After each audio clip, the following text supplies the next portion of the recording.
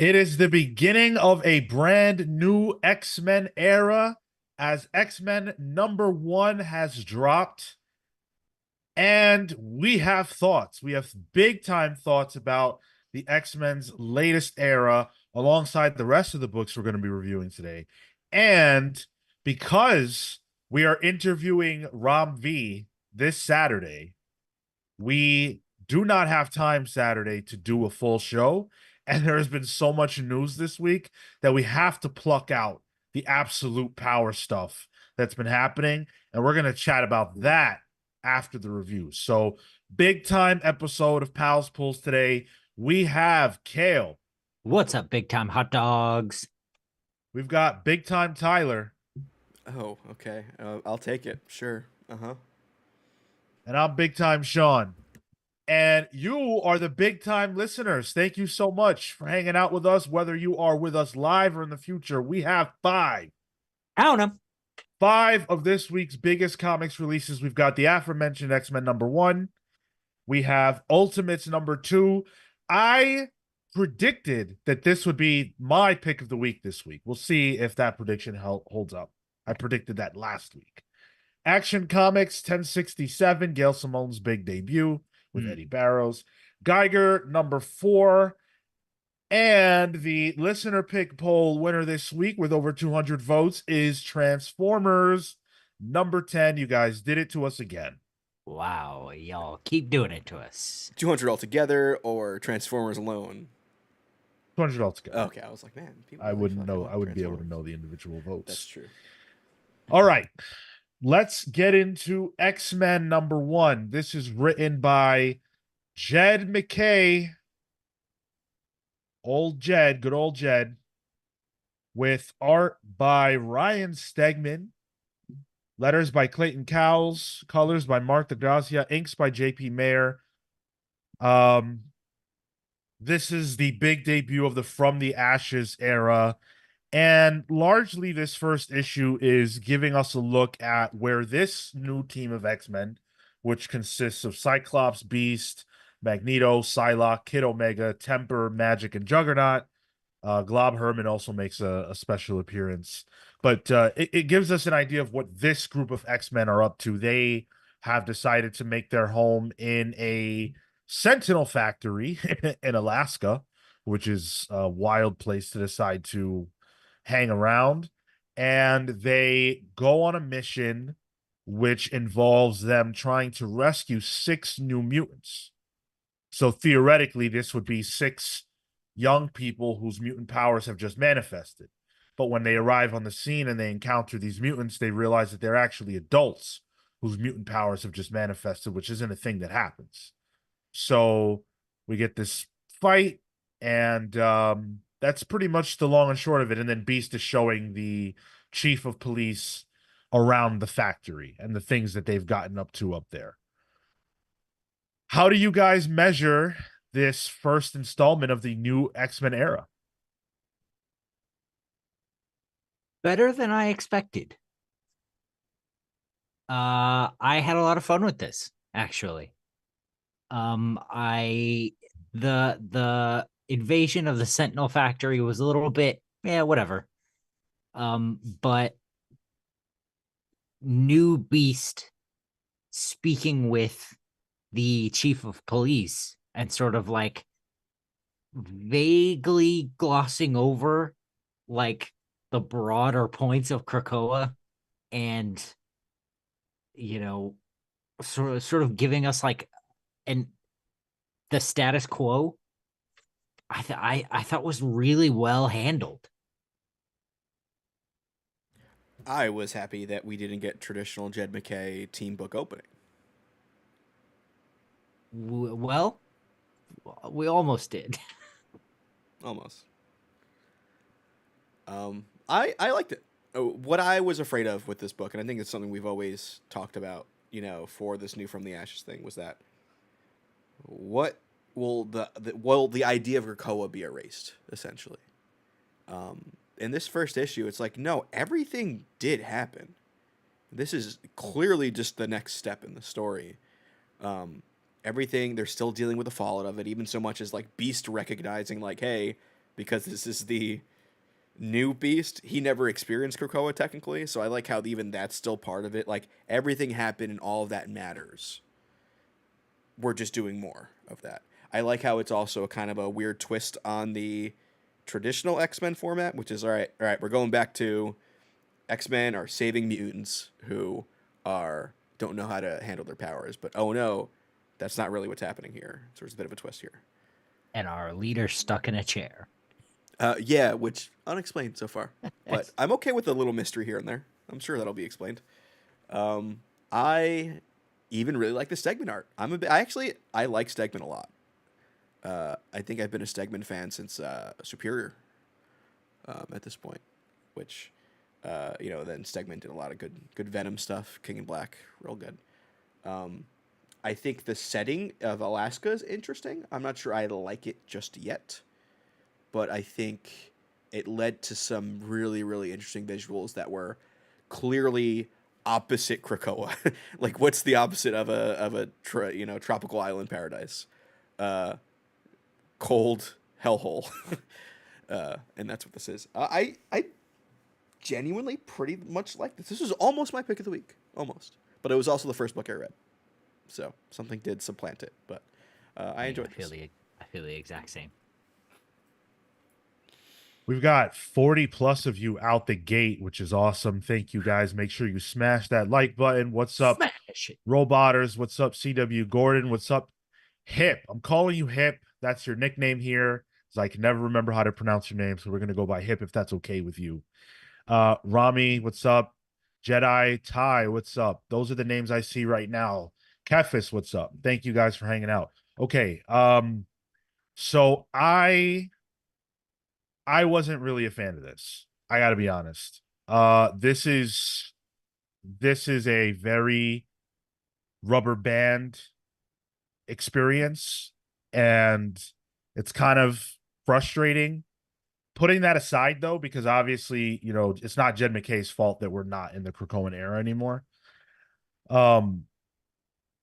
This just felt so back to basics that it just didn't feel like a lot, because it's a lot of explaining where we are now, where we just were, and those are all things that I already know.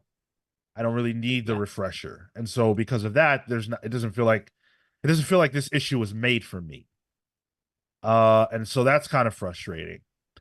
And I also just didn't love the characterization here by and large. Like, the magic Juggernaut stuff was just cringy. Yeah. I don't even know what to make of that. And this is a nitpick I can certainly accept, but Juggernaut is not a mutant, so I don't understand why he's here. Still, yeah, it's frustrating. I did like that one bit though, because Juggernaut is the one who kind of gives us a quick recap of the mission objective, and Cyclops is like, "Oh, I'm surprised." So he's like, it shows that he's trying to fit in a way, almost over trying.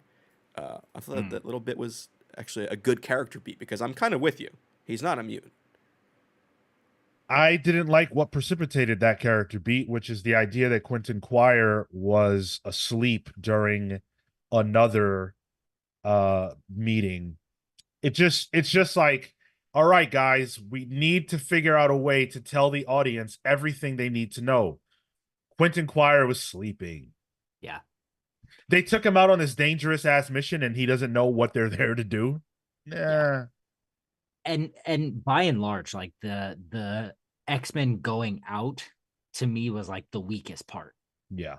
Like I kind of tried to had to stop myself from like flipping through that part, because that's the superhero stuff that I'm just not interested in. I'm with you on the characterization though. Like I kind of felt like Magneto was a step back. Whoa, dude. Yeah. Wow. Like, we didn't fully agree on how we felt about Magneto in X-Men 300. I think it was 300 or 7, whatever that milestone was, 700. We didn't necessarily agree on that, but I don't think anyone would agree that that characterization matches this. and that was supposed to be the new Magneto. Mm-hmm.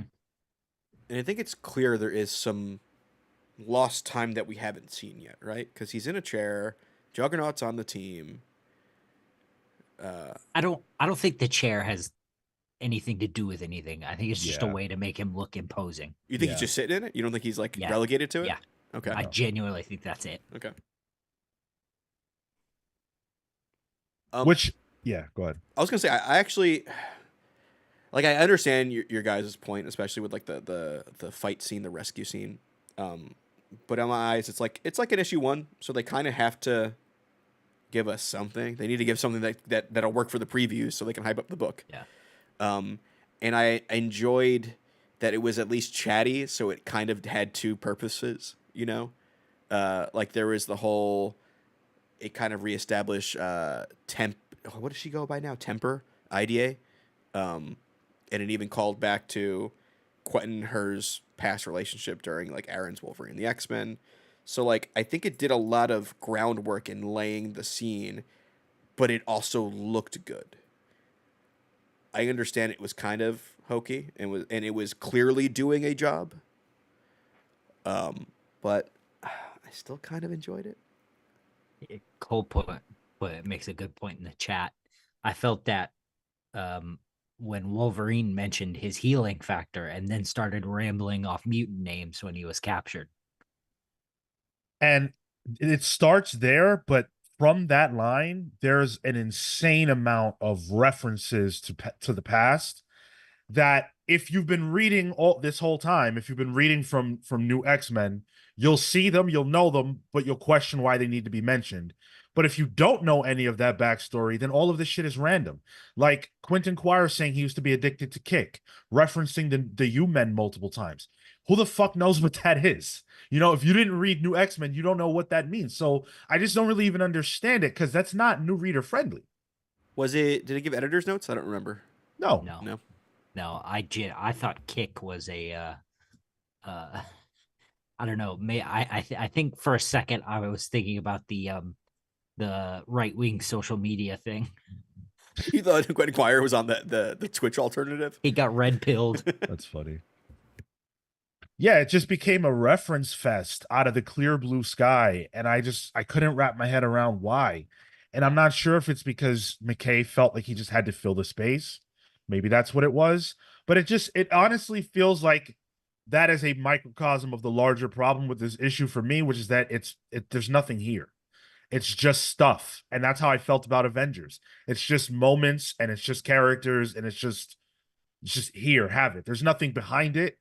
And I've been reading X-Men comics for the last 6 years that had something behind them. So this isn't really what I'm looking for. The objective of this sect of Orcus is kind of playing with the stuff Hickman brought up with, like, you know, the Dominion and the age of mutants and humans and these guys trying to be a mixture of all of them, and it becomes like a religious sect. Did that do anything for you? Did you guys read the secret page as well? I found it interesting, but I had to reread it. Okay. Like I found it confusing. Did you do the QR code page? No, God. Okay. I did. Who cares? Honestly. Like, I don't know. Is it because it teased your least favorite villain? No, I don't even care who it teased. It's not. Who did it tease? I don't even. I don't even know. I have the page up here. I brought it because it's on Marvel's website too, so I figured it was okay. Oh. I thought it was a weird thing to do though. Like, I read the issue and I like QR codes, so I'm gonna click it, or I'm gonna view it or whatever. I want to click it. But it like literally does teasing on who the antagonists of this run are going to be. But I was like, that seems like a big deal to put into something that is hidden. I don't think so, because who are these people? If you don't know, if like, who are they? They're it's irrelevant. Like, they're hidden in shadow, so we can't see them. they have titles like the zealot, the Yeah. doctor, the means, the chairman, but what does that mean? And you can kind of sort of try to figure out who they could be. Like Cassandra Nova is clearly there, but Yeah. so what? And is that who you were saying is my least favorite villain, Tyler? Yeah, isn't that a bit we used to do? I don't know. I love Cassandra Nova. Oh, you just hate the way she was drawn in that one thing. We were just riffing on it because she had a wagon. I Yeah, that's right. That's what it was. Yeah. That's what it was. which she's always drawn with like hips. All right, so you're excited. I I don't got know it wrong. what it Got it. is. Hey, man, listen. I'm more disturbed by the fact that this group is called 3K. Like, can we really talk about it? 3K? A hate group called Oh, 3K? fucking hell. That just Oh. clicked. I didn't even. Jeez. What That the fuck didn't- are we doing? That didn't. Yeah. Okay. Huh. Wow. Well, Yeah. I read that shit and the first time I saw that name in the issue, I was like, okay. And then I saw it again and I was like, 3K. I live in apartment 3K and I've made that joke in my mind. huh. So when I saw it the second time, I was like, "Oh fuck, Yeah. that's weird." When I went to your apartment, I think I called you. I was like, "Oh, that's an unfortunate Probably name." that's the kind of thing you would do. So yeah, Yeah, yeah, yeah. I'm very perplexed by that, and I don't understand Huh. how nobody caught that at Marvel. Was there 4K Um, mentioned as well, or was the fourth Fourth something? world, Okay. fourth something of Orcus, whatever it was, fourth Yeah. school. Um, and I have to comment on the art. I think Ryan Stegman is a beast and super duper talented. I don't know if it was a mandate. I've seen that it wasn't. I don't care what people that are employed by Marvel Comics have to say. These characters look way too young. I don't know who they're trying to fool with this. Cyclops looks like he's about 19. He looks like he should be from the X-Men that got sent to the future in Bendis's Oh, run. the Yeah. all new X-Men. Yeah, what is happening with these people? Is it more than just Cyclops for you? I mean, I felt the Cyclops for sure, but everyone else seemed to be okay. Quentin Quire looks about 5 years younger to me. Uh, 13. yeah, he looks like he's like 13, 14 years old. Yeah, I Magic to me looks young. I don't know if that's his style. I've seen other Ryan Stegman work, and they don't look like this. So I just don't get what's happening here. The work is good. I just don't like the way the characters look. I'm not a fan of this Cyclops costume. I'm not the biggest fan of it either. Yeah. I like I when don't hate Cyclops it, gets to show but- his hair, but yeah. Yeah. I don't hate it, but someone pointed out that it's very phallic, and now I can't not see that. Yeah. Well, it's Cyclops has one eye, that's for sure. And also, I hate to keep ragging on it, but what was this about? They put this like 2-page primer on this month of X-Men and what we're getting into, and they had a question of the month that they asked the creative team and all this other shit. And I have no problem with that. I thought that was a good thing to do, but why was it placed just like smack dab in the middle of the issue? That feels like an end of issue kind of thing. It was really jarring. I didn't get it. I didn't get It it wasn't either. in the digital edition. Oh, okay. Yeah, well, this is what it looked like. And it's got some words from Tom Brevoort. It's got questions that it asked various people on the creative team. How did you discover the X-Men? Oh, Um, actually, would like to read that too. it's good. It's just that like I read the whole thing, but it disrupted my reading experience because I Yeah. wanted to read it, but I had to leave reading the issue to read it. It was just an odd Yeah. choice. That should definitely be at the end of a book. Yeah.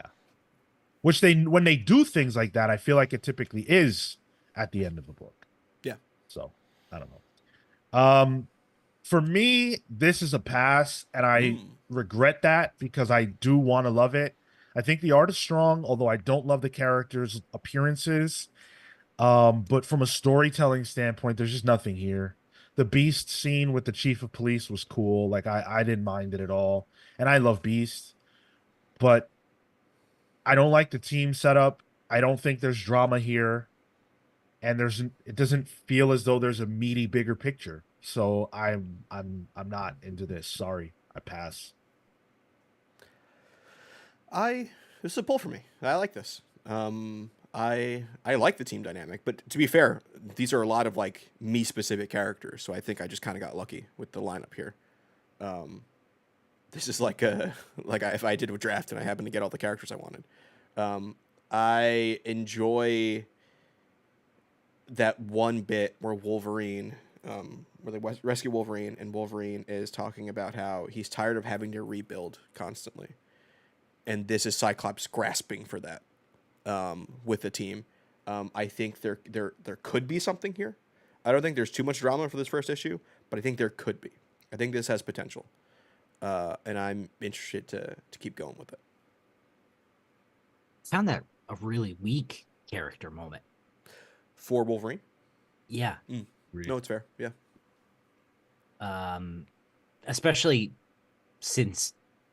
because through all of Krakoa, he never bought into it. Like that was his whole character thing through that era, was that he didn't buy it. So I just didn't. I don't know. I didn't track for me. It's a pull for me, but McKay's gonna have to do a lot of work in issue 2. Like the best part of this book for me was Beast doing the table setting with the chief of police, like explaining why they're there. it was horticulture Glob Herman. No, it was Beast speaking with the chief of police. And I think, the Cyclops' comment at the end, about how the town owes them a spot, with the giant frozen sentinel or whatever.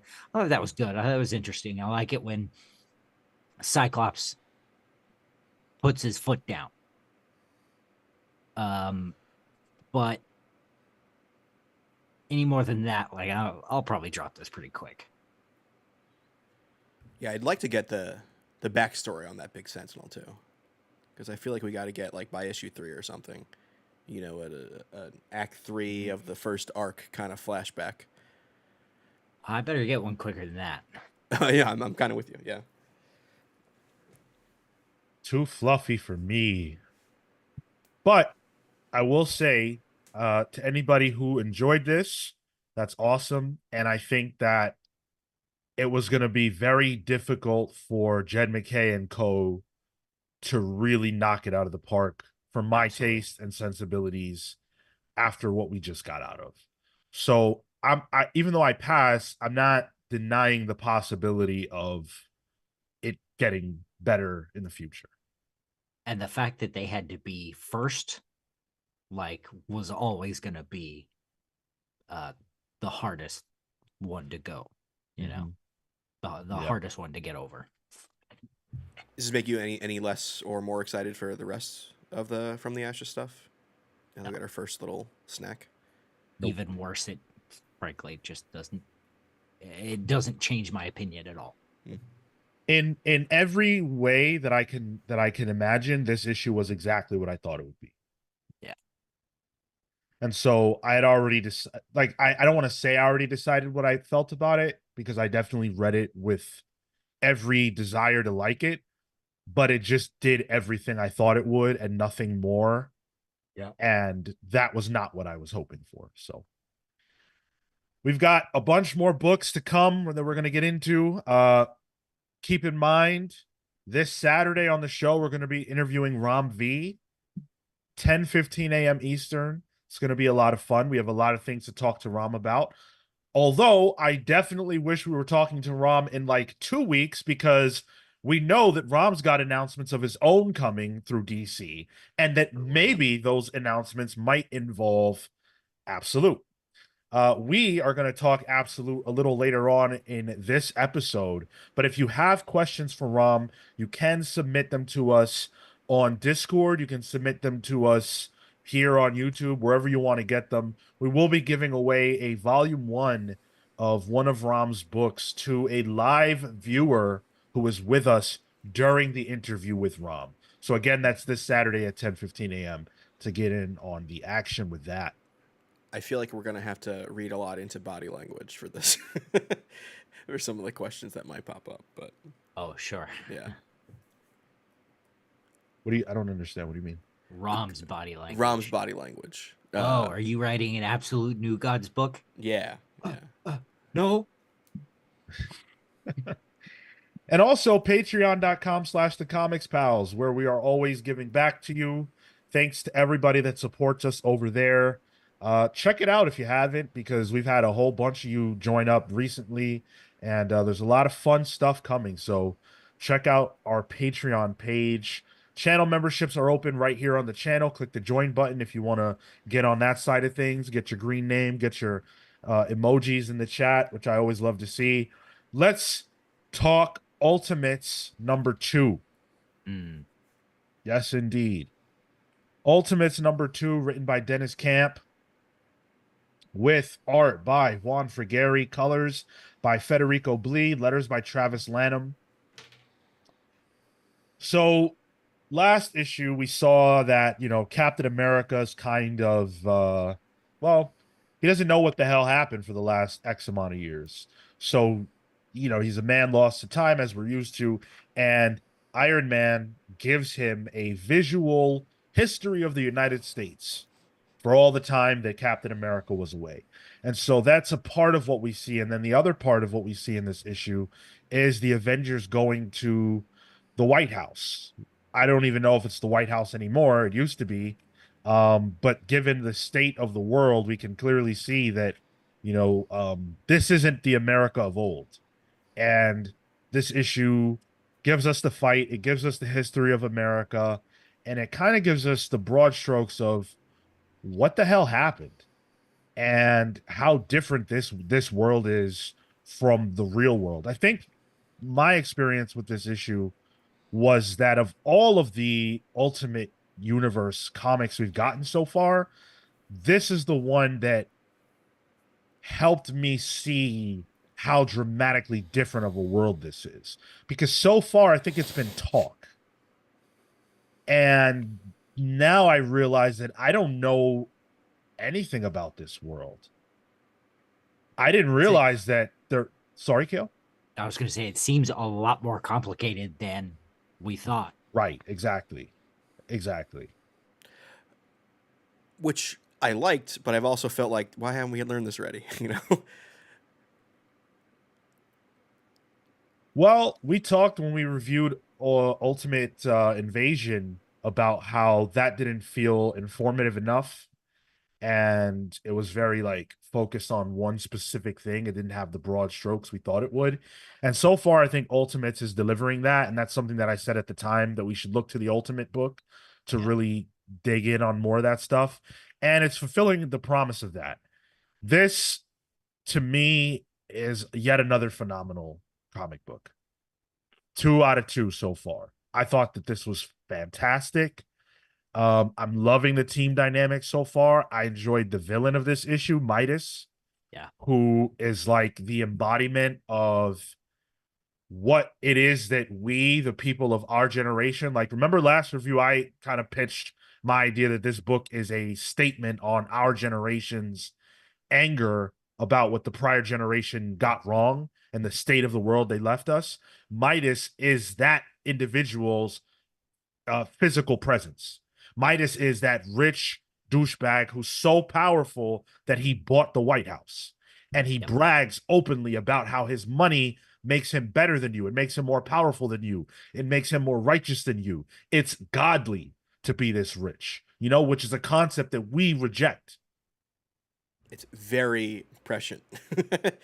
And Dennis Camp pretty much confirmed what you posited last time we talked about Ultimates, Sean, on Twitter. It very much is that, and I loved this issue. I thought it was fantastic. I'm with you. I think that this is recontextualizing the Avengers for us, really. And I never really thought that was something I needed. You know what I mean? Like Avengers is just Avengers. It's the people who fight Loki in New York and save it from weird space aliens. But this just feels different, and it feels good. It feels cathartic to read. um, it feels nice to see what I struggle with personally, and class rage, honestly, in a book that has Captain America, that has Iron Lad in it, and this is what I wanted the Ultimates to be. There's even like a quick little nod to Ultimates, with a little kid, seeing Captain America, and she says, "What does that A stand for?" And they Eh, don't the answer. second one. I could. We're past that now. Could be over that now. Well, I like how he didn't go for it. He could have, but he didn't. Like, it's pretty much just they don't answer that question. Well, that had another meaning because that is a question that this issue Yeah. is I answering. suppose that's Yeah. it's a great point. That's- I didn't even yeah. think about that. Yeah, That's kind of That's what I a was great getting at point. too. Like, it's because, like, yeah, it doesn't. You think it stands for France or whatever? Yeah, yeah, But they yeah. don't answer that because Captain America is trying He's to at- figure that out. Yeah, Yeah. No, you're right. It's good, but it's also like an homage. I thought it was really good. I thought Midas was a weird character to bring the ultimate version of into. It's the weird original Sin character that Right. was only like Professor Midas was only touched on like by Jason Aaron after Original Sin and stuff like that. I was like, oh, out of all the Ultimates characters we get, this is a weird choice, but it worked. The whole like him just talking and talking and talking was infuriating, but it was good. I thought it was like I was like, all right, we're building rogues for this world too. I'm talking a lot about this book. I really enjoyed it. This is my pick of the week. Cale, go ahead. I also called it last week. It's my pick of the week. Ditto. While we're on it, it reminded me of a TikTok I recently saw that a guy goes into the subway and he talks to people on the subway about their takes. I love that And that channel. Yeah. and this one, the guy who's talking says, there's no money. Like there can't be a violent revolution where the people take back the money because there's no such thing as money anymore. Like we can't walk into Elon Musk's house and take his money because it's not there. We can't even, redistribute the wealth because the wealth isn't in money. Anyway, this really had that same energy to me. It really burned me in the same way. And I was like, oh, fuck yeah. And then, overall, I thought the ending was sort of, it felt a little on the nose, but the way we got there and the symbolism and everything that Captain America goes through, the mental dilemma he has representing America in this modern world, and for us, the same issues I'm sure all of us had seeing Chris Evans be Captain America and going, oh, Captain America might be my favorite superhero right now. He's so fucking cool. Ugh, but America kind of sucks. He goes through that. And, at the end, Midas says, you want to save the American people. If you let this girl out of this energy thing, it's going to stop hospitals. It's going to blah, blah, blah. It's going to hurt so many people. It's going to hurt America. And here we are. It's America. America Chavez. What's her? Chavez. Chavez. Thank you. I kept thinking Ferrera, but that's the actress. Yes. Yeah. It's America Chavez. And, they carry her out and she's like, she's weakened. She's, she's been like defeated and she's America, and Captain and Steve beat up and, gnarly has to save America. Like it's so on the nose, but god damn if it wasn't perfect. I agree. I liked how on the nose it was. Yeah. It's beating you over the head with it in the best way possible. Because it's like angry, Yeah. It's also a swerve, or at least it was for me, because I certainly thought that that was going to be Captain Marvel, Carol Yep. Danvers, I did too. and I Yep. was very pleased that it wasn't. And yeah, it is on the nose, but man, that was a like think about the layers of that too, because these Avengers or the Ultimates, they're terrorists, right? So Yep. what they just did is Yep. another terrorist act Yep. because they saved America, but now they have destabilized the country. They've taken power away. They've done all these things. This is going to be blamed on them. So it's continuing that same narrative as well. And a thought on Midas too is that the theory about the prior generation having gotten things wrong and us being pissed. Who is Midas dressed as? Howard Stark. Exactly. Yep. So Tony beats his father up for all the shit he got wrong, and he's spouting it out. Midas is spouting out all the things he got wrong in this dialogue situation here. This was fantastic, man. I gotta read 20th Century Men. And I- to add on to that, Cap Shield breaks the neck of Midas. Yep. America breaks the gold because it's a soft metal. Ah, America is stronger than gold itself. sure, God damn. sure, Yeah, dude. maybe we need to make a book club out of 20th Century Men because I got to read it now. Right? And that, for anyone who's unfamiliar, that's the book that really put Dennis Camp on the map. I want to call out the Juan for Gary art too, because it's just like good comic book superhero art. It's nothing. It doesn't reinvent the wheel, really, but it has fun. I think, especially with the story narrative of Cap seeing the history of the world and us seeing that too, and we get little snapshots here and there. You get the Maker on the moon. You get the Punisher logo literally being used for like hate groups or by hate groups. Um, Little snapshots here and there that I thought were really really interesting, and it made me like want to know more about stuff like that. And quick shout out to for Gary drawing out of breath Hank Pym, who's just because he's a little chubby and he has to fight the entirety of the Secret Service, who have these like digital manipulations to their face so you can't tell who Yeah. are the police essentially. There's an anonymity there that I just thought that was like, oh, that was good use of digital art, and also he drew like an out of breath chubby dude, which I was like, all right, representation, let's go. I wasn't over the moon with the Frigeri art this particular issue. I thought it was better in the first one. I'm not sure why I feel that way. Um, it's still solid stuff though. He's doing a great job. Were there any flashbacks that particularly you guys had thoughts on? Because I can't tell. Like, I want to make sure that I got everything out of them, but I'm not sure that I actually did. So I'm wondering if there's something I missed. The mutants one, that mutants exist, is interesting.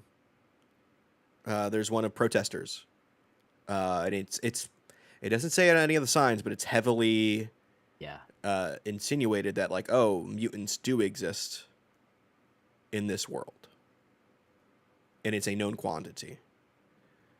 I was like, all right, well, that kind of answers a question I've had about the Ultimate Universe for a bit. Well, where are they?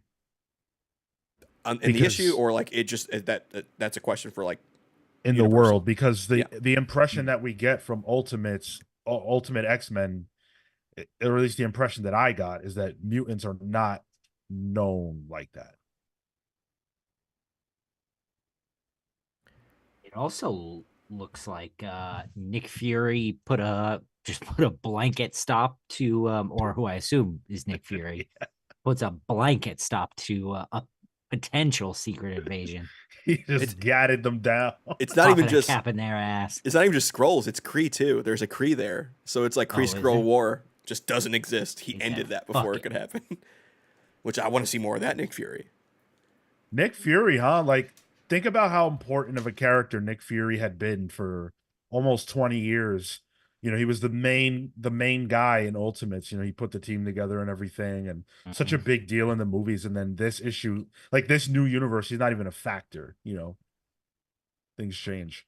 All right, yeah, we've been talking about this for a long time. It's our unanimous pick of the week. When's the last time that happened? Yeah. Yep. Yeah, it's been a while. Phenomenal. Seven Svin had a quick question. I'm curious, do you guys think the Ultimates did the right thing by freeing America Chavez at the expense of what's likely thousands of lives? Great question. Yes. Because it's what Midas didn't want him to do. And I don't believe anything that's coming out of that guy's mouth. So that's the call I would have made. Greater good, yes. I think, similar to a lot of things they're having to do and confront in this book.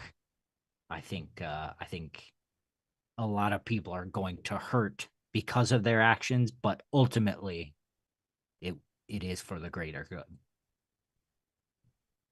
I think that the book is deliberately, it wants us to wrestle with those kinds of questions, which I love about it. I love that it's not presenting the Ultimates as, unilaterally correct. I think it's hard to judge whether they did the right thing or not. And ultimately where I come down on it is, I think about it in terms of people that are incarcerated. I'd rather 100 guilty men go free than have one innocent person incarcerated. And so she is an innocent person who is incarcerated. They need to do whatever they have to do in that moment to change her situation. So that's my thought. And then deal with the fallout of that as they can. But they were confronted in that moment with someone that needed help, and you help. But I like how this is a question. Like when have the Avengers had to make such a tough call? These guys are making it, at least in the first 2 issues alone. Like, it's nuanced. It's different. Chad is saying that was Obadiah Stane, not Nick Might Fury. make more sense. That makes I sense. was going to call that out too. 7 follows up. Curious, would your answer still be the same if it was at the expense of the lives of those you care about? No.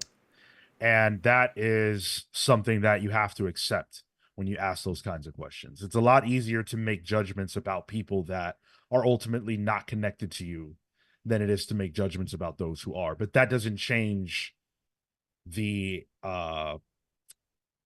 objectivity of the answer. It's the trolley car dilemma, is what it is. I also bet we're gonna see a bit of that if Spider-Man eventually crosses over with them.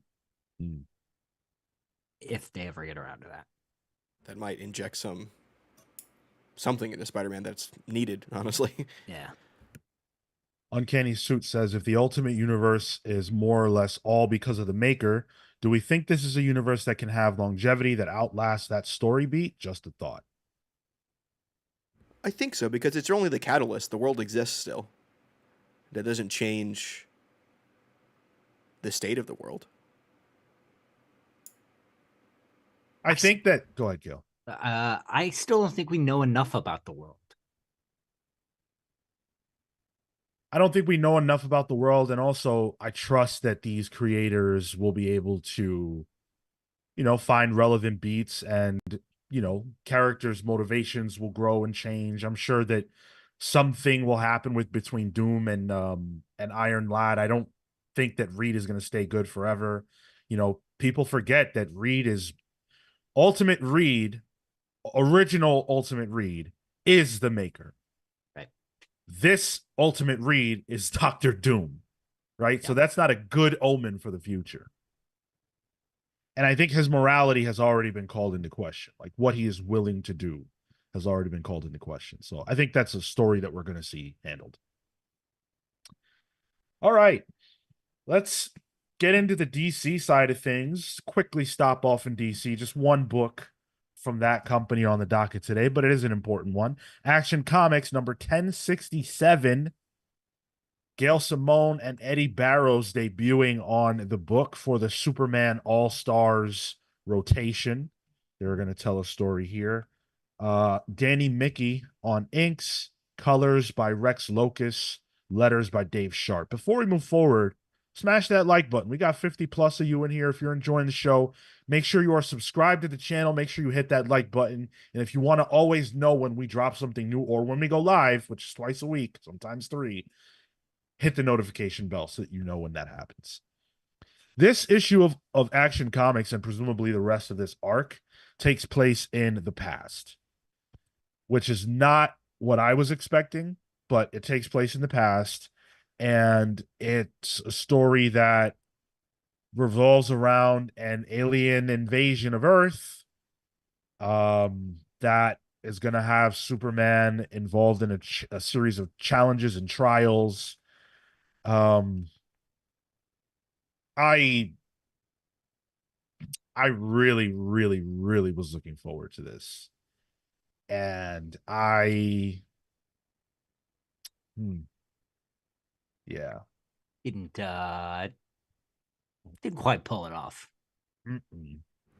This felt like one of those issues that DC keeps in a drawer somewhere for when they just need to put a story out.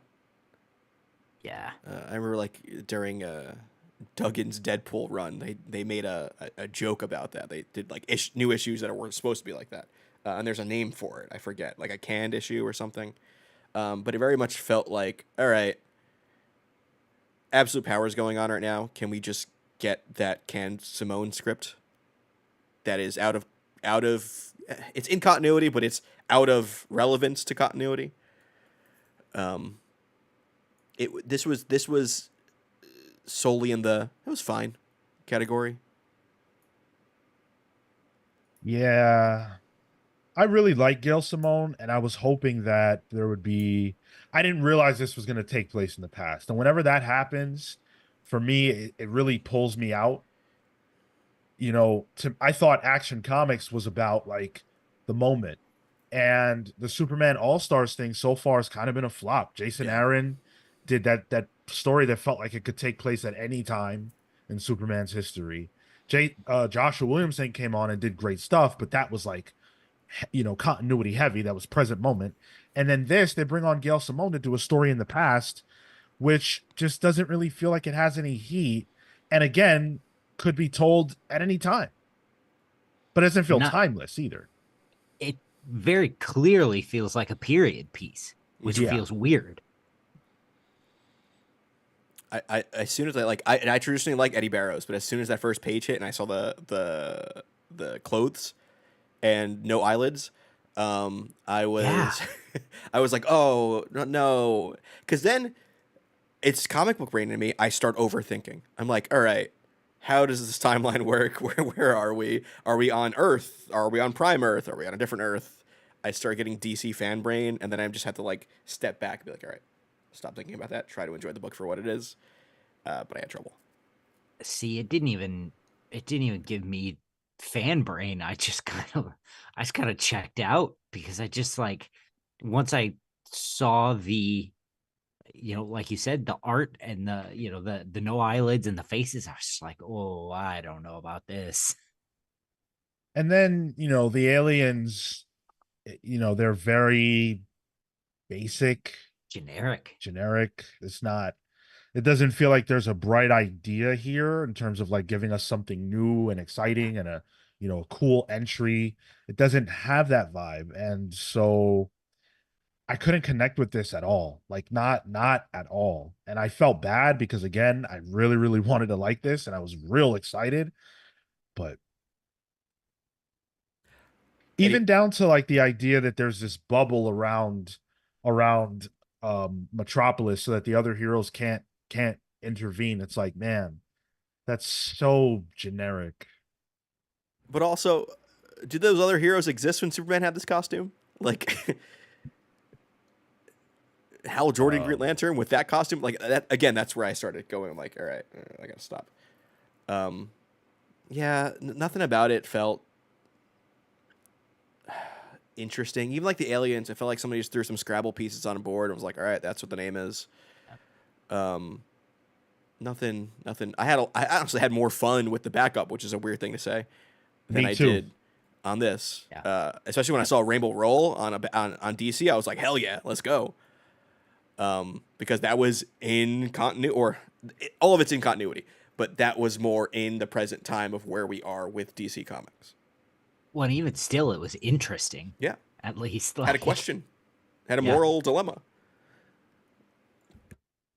Roboter says, I wonder if World's Finest set a trend that DC is trying to capitalize off in all ways. And I wanted to particularly respond to that because the difference between this and World's Finest is that World's Finest is utilizing the past, but it's not like bashing your face in with it in a way that I think this very much was with all the clothes and the style and everything else, which is just like, I don't know, feels passe. And World's Finest is also telling really fun stories. Like it's using that the trappings of that era to be as fun as we perceive that era to have been. Whereas this is just like hokey. Well, World's Finest also told like it had questions and issues that they had to deal with, like the whole Kingdom Come thing with Mhm. what's his name, the guy with the horns, Magog. Magog. Yeah, like that there was a quandary for Superman and Batman to have to deal with. This Yeah. is very surface level. It's Superman accidentally brings Jimmy and Lois to a gladiatorial alien fight over Metropolis. There's no there's no even real danger I feel for Lois or Jimmy. Like that seemed to be the thing they were going to talk about, and then it doesn't really happen. Um, it's very one note. Yeah, super pass from me. Yeah. Yep. Did you get the Wes Craig cover, Sean? Nope. Oh, okay. But the covers were good. I'll give it that. But yeah, it's a pass for me. Chat, did anybody was anybody really into this? Anybody that bought Action Comics this week really into it? I just want to know if I'm missing something. Hound did his usual read it twice. The best he could give it is it's okay. Yeah. They seem to want to talk about the backup more than the main story, which is a wild thing for this show. Yeah, seriously. Hound Oh. says the image of absolute Batman looks much more interesting after reading this. I didn't want to just leave that laughter in the air without it. Oh no. Brutal. Yeah. All right. Well, that's DC for the week. Let's get into Ghost Machine because Ghost Machine dropped one on us. Geiger, number 4. Jeff Johns and Gary Frank on writing and art, respectively. Brad Anderson on colors. Rob Lee on the letters. And this issue gives us a lot of the same stuff we've been getting from Geiger. Geiger and the Nuclear Knight relationship is very much, the Nuclear Knight being this, you know, almost childlike adult who's dependent on Geiger for survival and, says, Mr. Geiger, whenever he refers to him. I am very done with this character. He's beyond annoying to me because he hits the exact same note in every issue, even down to the book thing, which was fine last issue, but it's like unrelenting.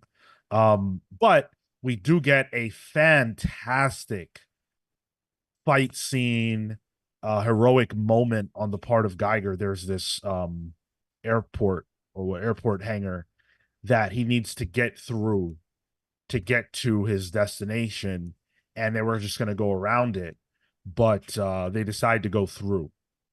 And there's this family that they need to rescue, and Geiger just goes in there, guns blazing, metaphorically speaking, and it is amazingly rendered. If you don't think that Brad Anderson is one of the best colorists in the game, you need to check yourself because this sequence here, the combination of Brad and Gary, unbeaten, man. Wow. I really want to see the process of how you color that radioactive. color? Like, I'm sure it's a digital thing, but like, I'm just really curious about how it's done because it's gorgeous. You're right. Yeah, nailed it. This was, I think, my favorite issue of this relaunched ongoing. Me too. Um, I was with you with Atomic Knight. That's what he's called, right? Up until this issue, because I think there's a bit of a turn here. It's finally showing what the influence of Geiger can do to somebody, because he's not running away. He's actually running towards things now, and I think he's still annoying. Yes, he screams Mr. Geiger a lot, but I think the shift is evident here, and I think this book did that. It also added world building with the cannibal. What are they called? They're called the Organ The people. Organ people. And they had a cool little back trading card bio at the end of the issue that I enjoyed. But it had some world building. It had really good action, and it moved forward in the plot. And I was like, all right, this is what I've been asking for this whole series so far, and it did everything in this issue. So I was like, all right, this was a good issue for me. I just wish this was issue 2. I am with you. Yeah, it's kind of wild that it's taken this long to find someone who especially when we've already had a 6-issue run with Geiger, and now we're 4 issues into his ongoing series. We're only just now at a arrival of some kind who actually hurts Geiger and strikes at what's good for him right now, that being Barney the dog. Yeah. It's cool something happened. Real pumped for you guys, but I think that wanting to make this as accessible as possible to anyone that didn't read the initial Geiger series has held this back. Because the initial Geiger series was constructed in such a way that, you're getting it on the ground floor. And so all the villains and moments and the propulsion of that was set up for 1 to 6. And the world was built around that.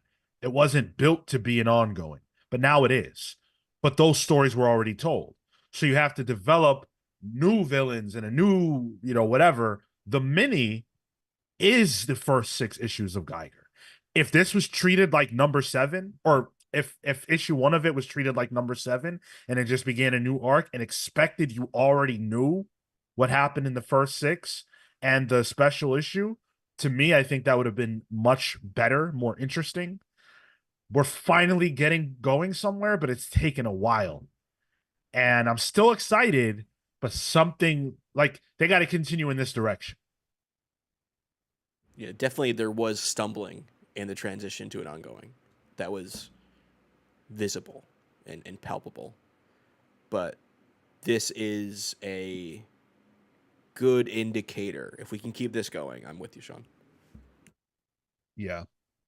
But I really couldn't care less what happens in the actual issue as long as Gary Frank is drawing it. Gary Frank is my favorite artist working, and Brad Anderson is the absolute perfect companion to him. Jeff Johns' work on this is almost secondary, and that's a beautiful place to be as a writer when you know that you've got 2 of the best working and you can just do your thing. You can just cook in the background. Nobody's all that worried about you. I think Geiger, by the time we're into our second arc, I think this book will flourish, but it's just taking its time right now.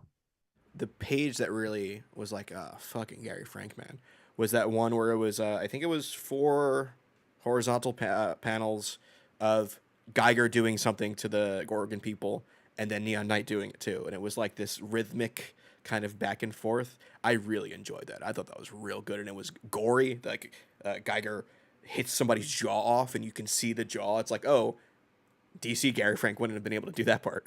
So I was like, all right, this is proof that like they're doing their thing now, and I thought that was great looking.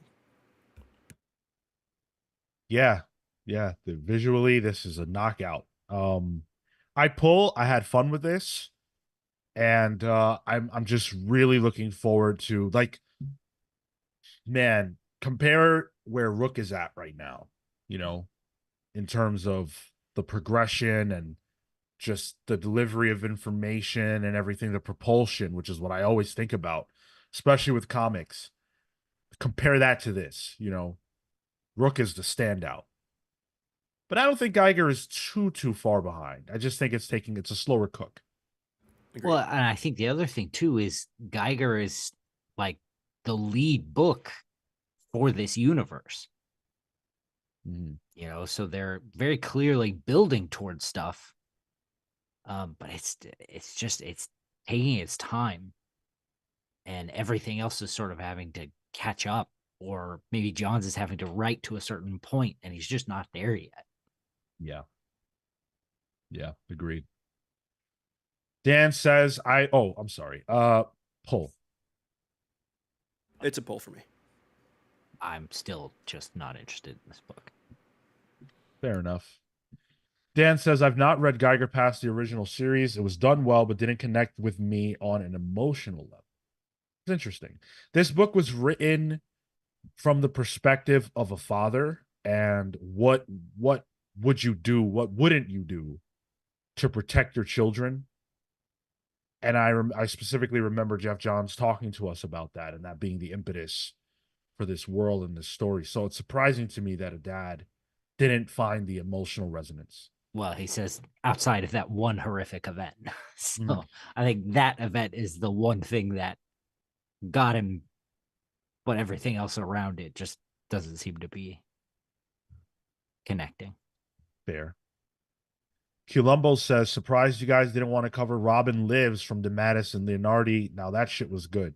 I meant to buy that this week. Spoilers. I meant to buy that this week. I didn't get around to it. But then I realized why would I buy that? I've never read the original story. I wasn't alive, and I Huh. don't know that I truly care. I want to read it, but I've never read the original, so it won't impact me in any way because I don't know the difference. It's the what if Jason Todd lived thing, right? Yeah. Essentially, yeah. I'm more interested in the headline than I am the actual title, unfortunately. I'm glad it was good though. Glad to hear that. Let's see. Rami says, do you think the amount of books Jeff is working on right now is affecting the quality of the book? No, I don't. He's done it before, so Not Rook. I think Rook is where he's getting to really play and really do, you know, the expansive. Actually, I take that back. Completely take that back. Because a lot of that was Fabok's idea, wasn't it? I think the Faybox idea is the Springboard. yeah, Yeah. exactly. But with John's sort of really putting the building blocks of this universe together, I think I wonder if he's having to time again, like I said earlier, I wonder if he's having to sort of time his stuff out. I think what's going on is that it's just as simple as Geiger being in a weird spot because the mini already exists and there needs to be an accessibility to this that does not rely on prior knowledge. I think if that weren't the case, if the 6 issues we got in the first mini were just the first 6 issues of an ongoing, I think a lot of the criticisms wouldn't be there. Cale aside, because I know Cale didn't even care for the initial series. But when you look at Rook, it has the right building blocks and it has the right feel and vibe to it. Redcoat does too. I just don't know that I care about what the story of Redcoat actually is. Yeah, I don't know. I don't know if I agree with that premise. CW Gordon says would have loved it if he finished JSA first as well. That series has been killed by delays. the book has an issue that comes out every 4 months at this point. Doomsday Clock all over again. I mean, Jeff Johns is prioritizing his creator owned. you know, and it sucks for JSA fans. I feel bad for all of you guys, but you know, in Jeff's world, there are bigger fish to fry. He's not going to prioritize work for essentially his competition. Were John script the holdup on JSA? I think they currently probably are, but we don't know that for a fact. Yeah. Aaron wants to know what our favorite character from this universe is so far. The For me, it's unnamed. Junkyard Joe. Junkyard Joe. Yeah, definitely. Junkyard Joe's the man. Well, not literally, but you know. I think it's Junkyard Joe too, but specifically the comic strip Junkyard Joe is adorable. Oh yeah. Or Barney. Barney's a close second. Eric Carter says Redcoat has been the standout for me. Rook is really good as well. Geiger, I'm lukewarm on. Okay, Eric, let me ask you this question: have you read the initial Geiger mini? I'm very curious about that. Very, very curious. Uncanny says, I like how they're doing their thing, but if the art wasn't so great, I probably would have started waiting on the trades. Hey, man, comic books are, it's not 50-50. I don't know how you break it out, but art is at least as important as writing, right? So, No more. Yeah. right. So I don't even know what that statement means just because of the nature of the biz. It's a big if, you know. Right. Like it wouldn't be the book without the art. It's hard to evaluate that. All right. You guys decided that on this week you would like us to read Transformers number 10. That is what you voted on in the poll this week. Over 200 of you cast your vote. We appreciate that. I want to see that number go up. We hit over 250 a few weeks ago, and I want to get back in that stratosphere. And these are the books that you have to choose from for this week's poll, which is up right now. We've got Redcoat number 4, the aforementioned Redcoat. So more Ghost Machine goodness. Namor number 1. Yes. Forgot that was a thing. Jason Aaron. Oh, never mind. That one might play to his strengths, though. I don't know. Will it? Jason Aaron and Paul Davidson. Man, I was excited about a Namor book. Now I got to change my vote. Well, hear me out. So here's the pitch. I'll just get through it real quick. War rages beneath the waves, from the lost cities of the secret seas to the fathomless depths where the elder whales reign. 7 kings, old and new. Forget it. What else do we have? We've got Witchblade number 1, Change which my I'm vote to that. very excited for. I think that's my pick. Yeah. That is my pick. I love Witchblade. And like after we read issue 1, we'll probably never read it again. So like, just let's just check it out. Hell yeah, dude. Marguerite Bennett is on it. Good. I haven't Yeah. seen her in a Okay. while. Okay. Interesting. Yeah, Mhm. I'm down. Mm-hmm. Yeah. Let's read some Witchblade next week. And then also Destro number 2. So more G.I. Joe stuff. So it's a big week. You've got creator owned, you've got Marvel. Big week. You guys cast your vote. Let us know what you want to read. What you want us to read, rather. Let's get into Transformers. This is written by Daniel Warren Johnson with art by George Corona, colors by Mike Spicer, and letters by Russ Wooten. George Corona. You just can't help yourself. It's a bit now. I have to do it. Yeah, that's fair. So we see that millions of years ago, one of the Transformers got dumped and landed on the moon, like some space trash. And you know, we learned sort of why the Autobots weren't resurrected. Why why he didn't choose to bring them back. We get some more Decepticon stuff, which I'm still interested in. Who's the boss of the Soundwave, right? Shockwave. Soundwave. I'm not even trying to figure these guys Soundwave out. has the recorder in him, the tape deck. And I really appreciated the scene where they're kind of admiring the whales. Like, wow, these are such beautiful creatures. There's new stuff and beautiful stuff to see every day. And then they cooked that fucker. I was so mad. I hate animal cruelty. It was so effective because as they're doing it, I went, huh, wow, And then I went, he said, "Isn't it wonderful to know this beauty will aid such a wonderful cause?" And I went, I genuinely had the thought, now how in the world will the whales aid their cause? The Decepticons. Like some kind of idiot. And then I turned the page and I went, oh no. It's a real good page turn or page churn. I was angry. You want to get heat with me? Hurt an animal. That shit sucked. But I mean, it's a good beat. It was good. It just, the fact Yeah. that it makes me feel something, that's good. And I was all in on this issue, actually. I thought this was real good, but then the end of it kind of lost me a little bit. And maybe I didn't understand what was happening, but my interpretation of what was happening was that they were bringing Cybertron closer to Earth. Yep. Right? Yeah. Okay. That feels like a big fucking deal. Yeah. And I feel like there's a lot of things that we probably should see happen and get around to before something so monumental occurs. I don't know. I have a feeling it's going to be like Avengers 1, where it's like we got a glimpse of it, but it never actually happens. Which kind of lights the fire under the ass of everyone on Earth because it kind of opens their eyes to stuff. That's why we only get like just the tip of Cybertron kind of poking through.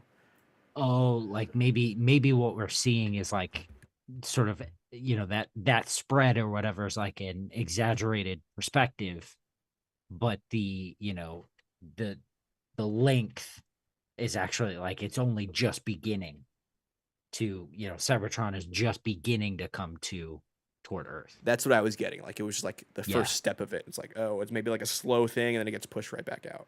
Mm. Which would be a great reason for something like GI Joe to exist if they see that stuff's happening, especially with Duke, who has all that baggage when it comes to Transformers. Because now I have to view this story in a global, universal lens in a way because of all the GI Joe stuff that's happening too. I like this issue a lot. Did you guys like the Beachcomber bit in the beginning? I kind of wish the book was that, like this book. The issue. You know what I mean? This issue. Like, I think that would have been very interesting. What I liked was, because I agree, because I read that, I was like, oh, that's a really interesting perspective. A pacifist Autobot who recognizes that even the Autobots are part of the problem because it's just relentless war. Well, and he has the time to sit there and figure that out, and I think that would have been absolutely fascinating. But we just don't get that. Well, I think I kind of liked that we got the second half of this because it's the answer to that. It's him. It's confirming that Beachcomber is essentially right because all they do is fight, and there's war, and there's infighting, and even the Autobots have issues with things, and nothing is peaceful. And here comes the true war coming to Earth. Even his Beachcomber's kind of paradise that he just hangs out with animals on a beach. That is coming, and he can't even stop that anymore. I thought that was a good, having it in the same issue was like a yin and yang sort of situation that I enjoyed. Can I tell you guys what I like more about the Transformers movie than this comic? The original? First one? Voices. Maybe all of them, Megan frankly. Fox. Well, yes, for sure. Even with the toe thumbs. Maybe George Corona should draw her into the book. But the biggest thing I liked more from a story perspective was that the Transformers being on Earth felt like something that the Earth itself had to address.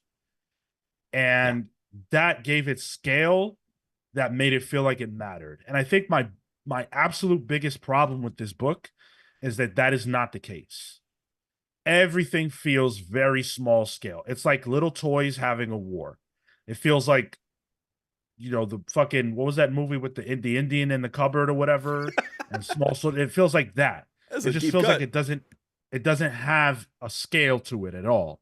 And everything about this issue was awesome, but I'm wondering, yo, what do people think about this? This is fucking insane.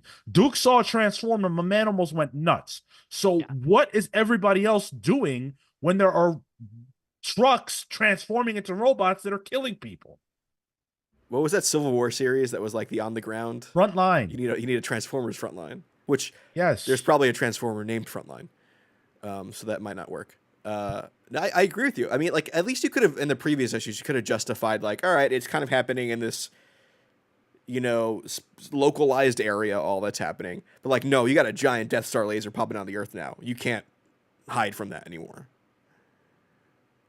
But yeah, but like when I think about the real world, right? I maybe that's not how you're supposed to read comics. That's how I read comics. When a fucking hospital gets destroyed, you're gonna know why. You're just gonna Even know. even in a small town. Right. The world has to respond to the existence of these things. It's bothering me that they don't. But I think everything about this issue was quality. Like I like how reflective Beachcomber is. I thought that was a good conversation piece. It's something that's been sticking in my craw. The endless war nature of these characters, and seeing how the Decepticons sort of can see the value of Earth and some of Earth's beauty, but not enough to where they think it's worth saving. And that is really the only difference between them and the Autobots. I think that's a good point to make. So I like all that. And I like the philosophical stuff that the book is now addressing. But I think the scope has to get greater. And to be fair to it, the way it ended, like Cale said, there's almost no way that you can ignore that now. I like this. Yes, Yeah. Small Soldiers does rule, by the way. Go ahead, Tyler. Sorry. I was a Aragorn for Halloween from Small Soldiers once. I have pictures. Big fan. Oh. But no, I just think this Transformers continues to be one of my favorite books in the stands right now, and I think it is finally gaining some plot momentum. Like before, it was like Daniel Warren Johnson wanted to pull at heartstrings every issue, and it worked. Yeah. But now there is a Transformery plot to it as well. Yeah. Paul, I think I've probably passed on a couple before, but this was my favorite issue of Transformers in a while. I don't want to keep criticizing the same things, so that's why I'm not really bringing up certain issues that I have with it. They're just part and parcel of the book at this point. I'm never going to get over the scale of the Autobots not really feeling believable, but it just is what it is. I think George Corona is doing a fine job, and I think his Transformers, he doesn't choose the action shots as well as DWJ did, but I think I like the way his Transformers look more. I think I might be in that camp. I can like actually, the tombs. Sorry, go ahead. I was gonna say no. I could actually see that because it's when Danny Warren Johnson picks those action shots that work really well. They're exaggerated and they're almost the motion is the objective, not the Transformer. Yeah. Yeah. Pull. Yeah. Pull. Yeah, pull. Beachcomber, my new favorite Transformer. Small Soldiers rules, says C.W. Gordon. Uncanny Suit says I wore out my Small Soldiers VHS back in the day. Hell yeah, dude. Small Soldiers was my movie. Yeah. I used to have, dude. Oh my God. I had all those toys. You have Insano? You spun? Yes. Yeah. Yes, I did. Yeah. Yep. And the eyeball guy had the sticky suction cup feet. Yeah. Yep. Hell yeah.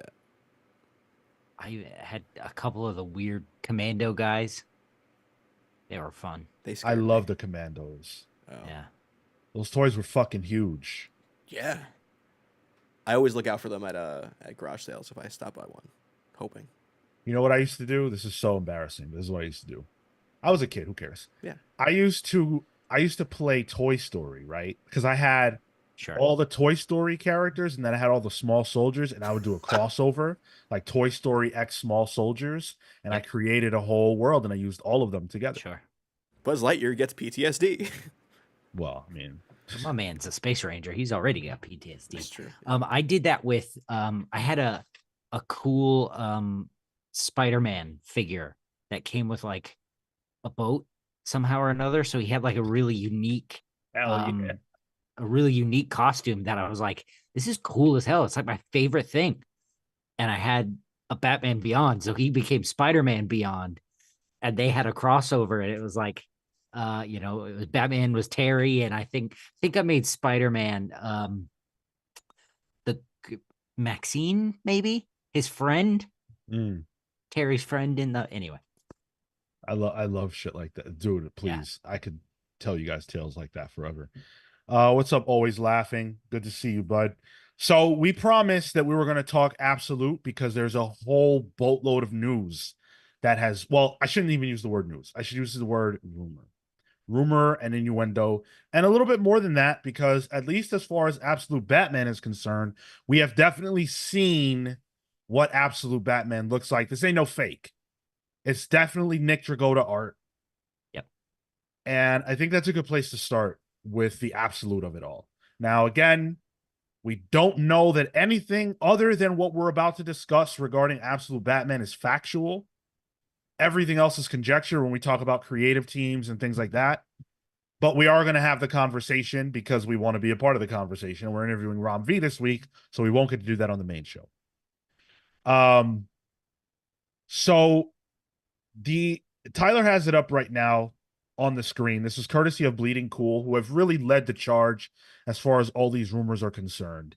And this, if we're correct, is Nick Dragotta and Scott Snyder, their version of Batman, and this is what we are going to be getting. It's uncolored. And I'm just going to quickly try to sort of describe this. It's Batman more visually referencing, in my eyes, The Dark Knight Returns. He's kind of bulky. He's got a big frame, Hmm. thick legs. Look at my man's legs. Look Tree at, trunks. yeah, the thighs are dying. Big broad shoulders, and then there's this the logo is, I don't really understand it. It's kind of bulky and blocky. It doesn't have, it's not a bat. It's not a bat. I'm not sure what it's supposed to represent. Well, it looks to me like the Dark Knight Returns bat, but way blockier and way Yeah. more abstract. So it's got the same bat shaped bumps on top, on the top, across the top and bottom, but it's, you really have to like look at it and figure it out. MP with the $5 super chat. What's up, MP? Good to see you. Absolute DC won't be for everyone, and that's okay. Hopefully, it brings in new long-term readers and fans who will own this as their version of DC. Agreed. And hey, look, to follow it up, Cole says Dragotta was an unexpected but perfect choice. Looks great. So, for this, a couple things jump out to me. Dragotta is an interesting choice for an artist on this. I could care less about Scott Snyder doing more Batman. That is a kind of a boring choice, in my opinion. Yeah, It's I what agree. he's known for. He's done it. He did it well. It was very good. Was it Endgame, the last arc of Batman? That's one of my favorite Batman runs. But it's been there, done that. I'm not really interested in Snyder on it. But Dragotta is very visually different. What was the most recent Dragotta miniseries at Image that was very Evangelion anime manga inspired? I'm trying to remember the name of it. So Dragotta's famous for East of West. Yeah. He also did Ghost Cage. Ghost Cage, that's what I'm thinking That's of. probably what Yeah. Yeah. Which was black and white as well. It was very stylized. I'm assuming this ash can is just black and white because it's an ash can. Probably just hasn't gotten there. Yes, and if I could just quickly jump in the chat, Silhouette says, I posted the colored version on the DC channel on Discord if y'all want to see it, and I checked and he did. Oh, So if you guys want to check it out, it's in the DC Spoilers channel, and it's actually on a t-shirt. So Silhouette, do you know if this is official? Because it looks right. Like those colors, who colors It's FCO Placencia, right? That colors Greg Capullo, because Capullo. this looks like Placencia colors. Yeah. I had that same thought. Yeah, it Yeah. looks Yes. like I'll put it whoever on the screen. colors Capullo. And I It think looks that yeah, go ahead, Kill. please. It looks just like any Batman from the Court of Owls or Yep. City of Owls or their run. Period. Yep. It looks like that same Batman, and I think the colored version actually looks well to me, from my sensibilities, it looks a lot better. You can more clearly make out the pointy ears, which I love. These are like very pointy. And it's kind of weird to see him like that given the general like bulky nature of his body, but I like that. It's very Kelly Jones Batman. Sure. And then there are these weird spikes on the shoulder pads, on the chest that you can see. I'm not sure why Batman would have spikes on his body. I don't know like what he's gonna do with those, but So what I like about the cape has literal bat fingers on it, like an actual bat would. Yeah. So I'm assuming once he is fully spread eagle or bat, it's gonna have a very interesting silhouette to it. yeah. Where it's And gonna, Tyler just put up yeah. the colored image here. Take a look at the color version because I was a lot more down on this black and white. Actually, I kind of think I like the black and white better. I'm not surprised. What the hell does that mean? I don't know.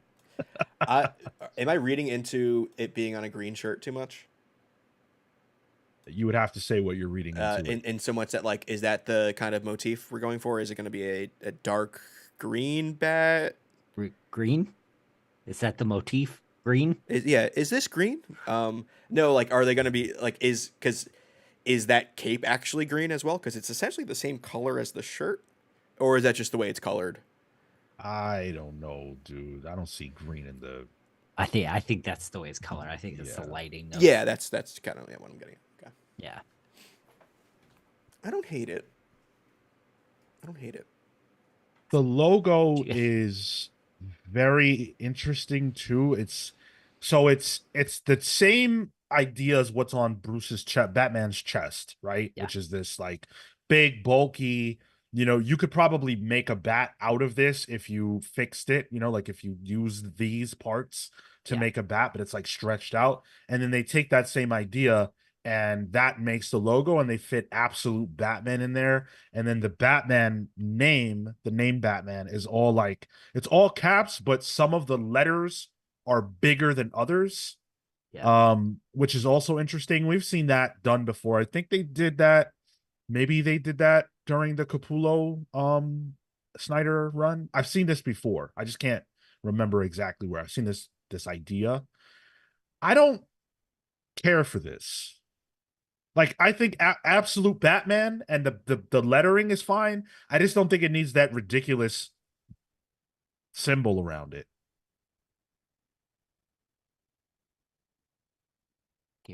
Let me get that first image again. Where is that? I got you, Kill. Because to me that looks better. That looks better on the black and white than it does on that colored shirt. The logo? Yeah. Yeah. I'm getting a bit of a Saul Bass kind of look with the way the text in Batman is like big, small, big, small. It's kind of jumbled and scattered. Yeah. It looks for some reason I'm getting a lot more yeah. Tyler's got it back on the Okay, I just sent it through in our chat. Oh, cool. Yeah, thank you. It looks very obviously stylized, but it's got a feel of like what if Daredevil's is very specific. If Daredevil's dad had a comic, it would be like because he's a boxer, he goes around and he gets beat up all the time, and he doesn't have like a consistent size of his letters, and he doesn't always do uppercase or lowercase, and it all just because his hands don't quite work right all the time because he's getting the crap kicked out of him all the time. Marowak Oscuro, yes, I agree. It reminds me of White Knight. Absolutely. You see that, This yeah. definitely reminds me of White Knight. Yeah. Aaron Ruiz, I don't like the square, like it's trying to be a bat, but it also doesn't want to change shape. Weird for me. Yeah. Dan says the head looks like Tim Sale, Bernie Wrightson from the Cult. I can see that. Yo, I love the Colt. And yes. Yeah, Bernie Wrightson is certainly a Cult.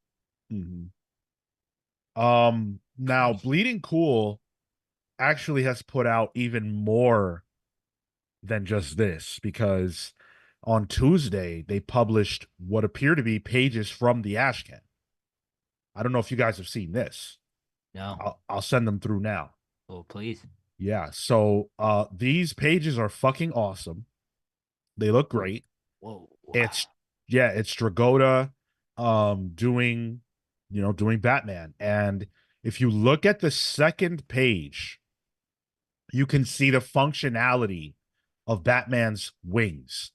And this is the biggest change of anything we've seen so far from Absolute because he clearly uses these as range. He uses them to it's almost like Spawn with his chains or Venom when he needs to get at you, like Scorpion, get over here. Like he yeah. uses it like that. It, Go ahead. it reminds me of that short-lived NBC show, The Cape. Wow, I don't remember that. Jesus, Pull, another dude. deep cut. You don't remember that? Oh, that show is great. The guy's whole age is a circus performer. Whole thing was he found a magic cape, and the cape literally like it was his weapon. He would like throw it. It would wrap around people. It was dope as hell. I'm surprised you don't know about that, Tyler. I do know about it. I just thought it was a deep cut. Yeah. He uses the wings to disarm one guy who has it almost looks like that could be Black Mask or a member of Black Mask's gang. You can look at all the different villains. They all have a skull head. So either they're Black Mask goons or they're fucking Director Bones goons. Well, I was thinking Lord Deathman from Lord the manga. Deathman. That's what I was thinking. Okay. That could be too. That could be too. So I really love that page. It looks super cool. And then the third page is more of that goodness. Batman jumps up into the air. And again, he doesn't have a cape. It's the cape. What we would consider to be the cape is almost like his extension of his arms now. So when he jumps up, it's below him, which looks super cool. And then when he does that split kick, oh man, look at that. Look at those big ass feet. Look at those steppers. Yeah. Crazy. Monster feet. Yeah. Chat, where are we at with this? You guys like this? I think Dragotta is what is getting me interested in this book. Yeah. The Snyder of it all is just like, well, just give me Dragotta on a Batman book. Let me read a little bit of what Rich Johnson has to say about this version of Batman. So I'm going to read straight from his article. Thanks to Rich, as always, for the incredible work. Rich says, the new Absolute Batman is a very different Batman. Still Bruce Wayne, but a very different Bruce Wayne with a different life. As a comic book, it has a very different look. And I have your first look inside the pages of the Ashcan, coming to comic book retailers exhibiting at San Diego Comic-Con. Now, let me just pause right there. What's interesting about that, to me, is that the Ashcan, if we've seen the cover, which is the Absolute Batman, if that's the cover of the Ashcan, and these are the pages of the Ashcan, and we've seen 3 pages so far, Ashcans typically are what, like 6 to 8 pages, maybe? I was going to say around there, yeah. So that means that at least these 3 pages are dedicated to Absolute Batman. Is this an absolute Ashcan that's going to show off the range of the universe, or is it going to be focused on just Batman? That's my sort of thought. Could also be a double-sided Ashcan too, where the other end is all in. If they, you flip it, they meet in the middle. Continuing with Rich's thoughts, he says, with a suit of zips, batons, hooks, and cape, which become a hand-to-hand weapon from panel to panel, even working as prosthetic limbs, and a massive Batman with spikes and stitches from the ground up. This is Batman as an underdog, Batman as a warrior. That is Absolute Batman, the new ongoing series by Snyder and Dragotta. But it's also a reflection of the Absolute Universe continuity as a whole, where Superman, Wonder Woman, and the rest are underdogs fighting for their survival as well as everything else because the world they live in is a different one and far closer to now. How would the world now react to a new Batman? A Superman, a Wonder Woman, would they be as welcoming? Would their fan base be toxic? What would people even believe? So yeah, that's the idea. Sounds a lot like we were talking about for Ultimates Yep. and why we like it. Wow. It feels like both companies are doing a very, very similar thing. Especially if Absolute DC is spinning out of Absolute Power, the same way that the new Ultimate Universe spun out of Ultimate Invasion. Yeah, I think Absolute Power feels a lot more uh event worthy. You know, this is a thing that happens. This is the catalyst for it. These are the consequences. Whereas Ultimate Invasion was a lot more meandery. You know, the maker walked into a new place and here we are in the new place. Yeah, I agree. It really depends on um what kind of lead in we're getting. Yeah. Rich also suggests that we're going to be getting a DC all in #1 in October, and that Absolute Batman #1 will come out in October. No word on the release of the rest of the books, but it sounds like they might sort of trickle them out, which makes enough sense to me, I guess. Get some conversation around them. Yeah. Let's see if we can get some of the gossip about the actual creative teams. I've seen it. I just don't have an article with it in front of me. Here we go. Okay. So, rumored by Rich, this article is from 3 days ago. This is from Monday. Um, that we'd be getting Absolute Superman by Jason Aaron and Absolute Wonder Woman by Kelly Thompson. We've also heard that Dennis Camp is involved, Okay.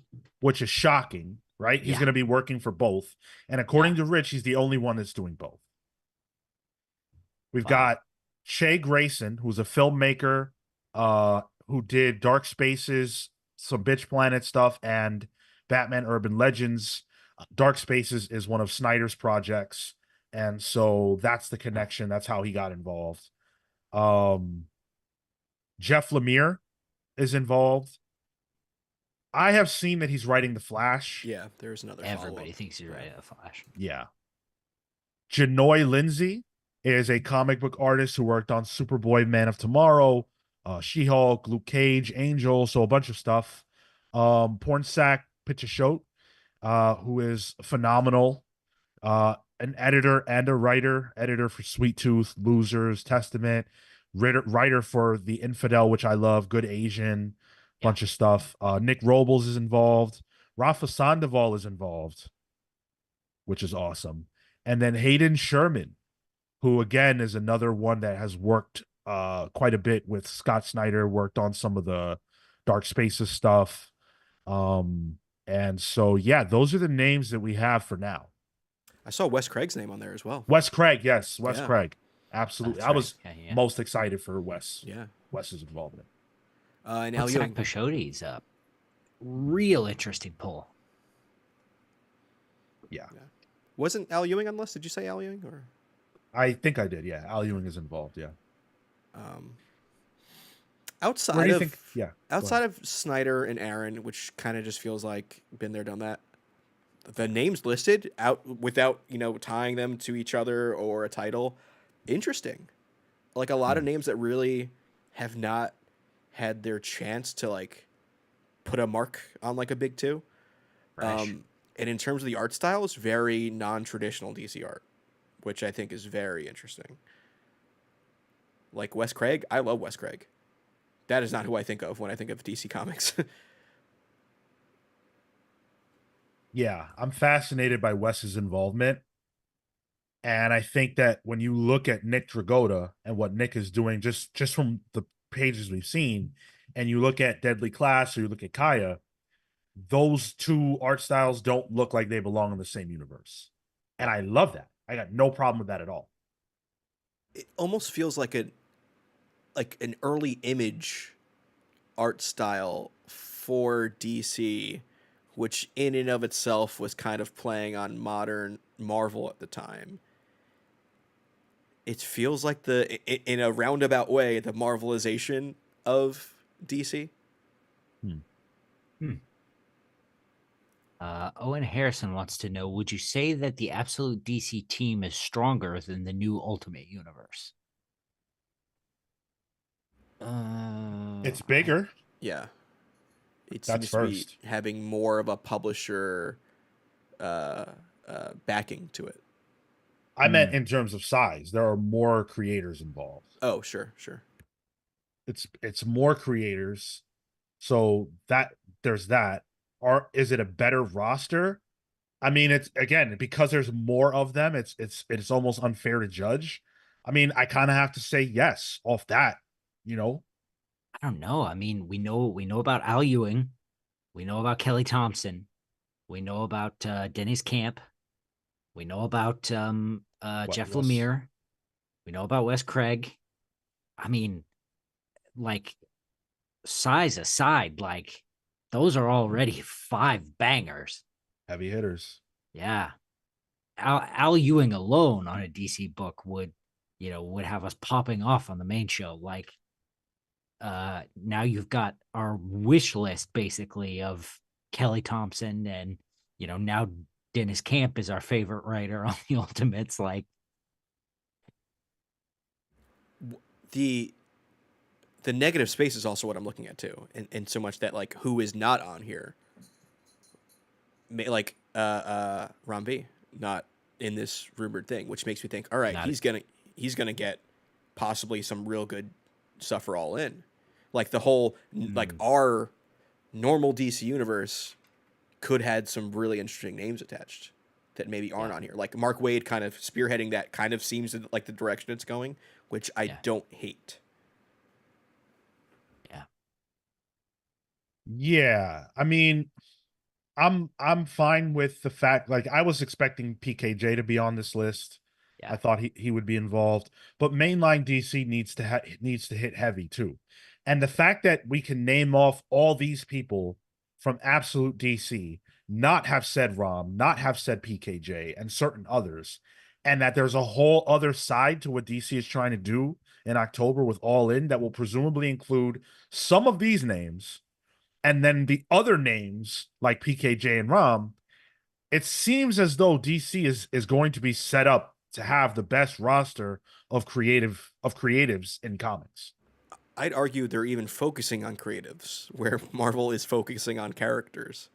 Well, Dan says DC seems to be investing in talent in a way Mm-hmm. Marvel isn't. I hope it results in sales. DC seems to have a ceiling they can't get past, even when the book's quality is up. I can name you a ton of Marvel books right now. Could I name you who's on the books? Probably not. I'm sure you could. I'm sure if I, gun to my head, sure. I mean, it's only 4 people. Jed McKay. There, I'm done. Yeah. Aaron Ruiz, Kelly Thompson is in her A game right now. DC did a good job on getting her to solidify this universe. They gave her what she probably wants, which is Wonder Woman. Can't get that in mainline because Tom King is stinking up the joint. I mean, writing Wonder Woman. And so, this is the best. This is the next best thing. What are you going to do? Give her a Black Label title? That means nothing right now. This is where the heat is at. And, Yeah. and if you want Wonder Woman, getting Wonder Woman where she has no origin yet, great. Start from the clay up to do Well, that. and it would be incredible to get a writer of her caliber to modernize Wonder Woman's origin. Totally. Silhouette says Dennis Camp on Green Lantern and Ewing on Justice League, please. So I definitely like the idea of Dennis Camp on Green Lantern. That sounds hot. I think I would have preferred his name on Batman. Um, just because we've seen a lot of Snyder. But the Justice League aspect is compelling because I'm wondering if like that's so dependent on what the universe looks like, because the universe might not have a league to start. My gut says Al Ewing on Absolute Legion. I say let Al cook on the mainline Legion. I mean, yeah, that's true too. Yeah.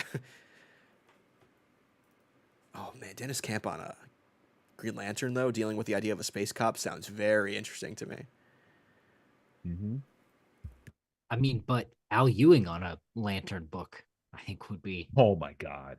equally as I think that's always been my thing is I want Ewing on Lantern. Just for the cosmic stuff. To go back a little bit, Jeff Lemire possibly doing Flash. Does that interest you at all? Yeah. I don't know how interested I am in Lemire in 2024, this the year of our Lord. In my circles, that's the discussion I've been having. Like, I think Jeff Lemire does amazing work on Black Hammer, but it's so outside of everything, you have to kind of just know it. There's no real Well, buzz around it anymore. it's also all very uh Big Two inspired. Yeah. And I don't mean this, in any way that that the stories are bad. I collect them. I like them a lot.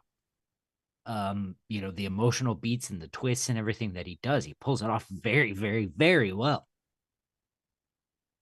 But, you know, superhero stuff from Lemire, who, and I think I said this in the Discord at one point, I think at a certain point, it seemed like he was going to be the guy at DC, sort of post John's uh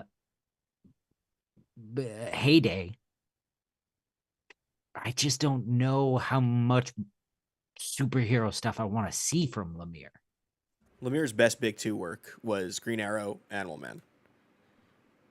I didn't really care much for his other stuff or his X-Men stuff either. That is to say, if he's got stories to tell, all right. If he's inspired for it, let's go. Garrick the Taylor says absolute unit. Hey Garrick, thanks. I haven't seen your name in the chat before. Batman is an absolute unit. You got that right. Have you seen the colored version? I really want to know what people think about the colored version, because I feel like everybody has already seen the black and white one. And I know that my opinion definitely changed between the two versions. So definitely make sure to check that out. Make sure that the 50 of you that are here have liked the video and are subscribers to our channel.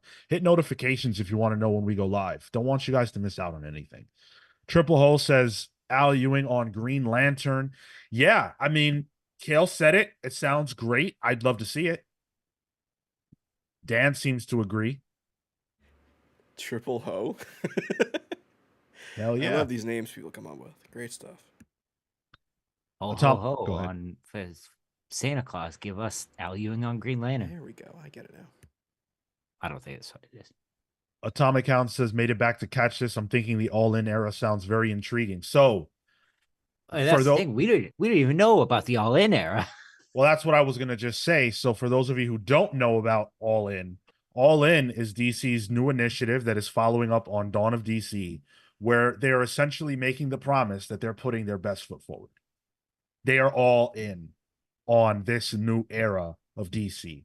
They're rotating out a lot of the creative teams that are currently on titles. We know that Rom V is leaving Detective. We know that Teenie Howard is leaving Catwoman and Harley Quinn. And there are others that I can't think of right now. So they're shuffling the deck, and we are in for, between this and Absolute, I think we are in for a really, really interesting time. Columbo says the leaks for Absolute Wonder Woman sound so hyped. Dude, what do you know? Share the knowledge. I want to know. Slap us a link. We got to talk about it. Yeah. Amin says Ewing on Absolute Aquaman. Put some respect on his name, bro. Doesn't even have a mainline title. Hell no. No thanks. Come on, Amin.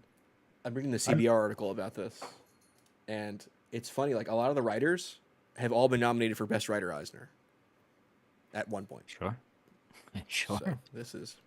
And if DC smart, they'll be hiring more of those. Yeah. Triple Ho wants to know, would you guys, what book would you put Wes on?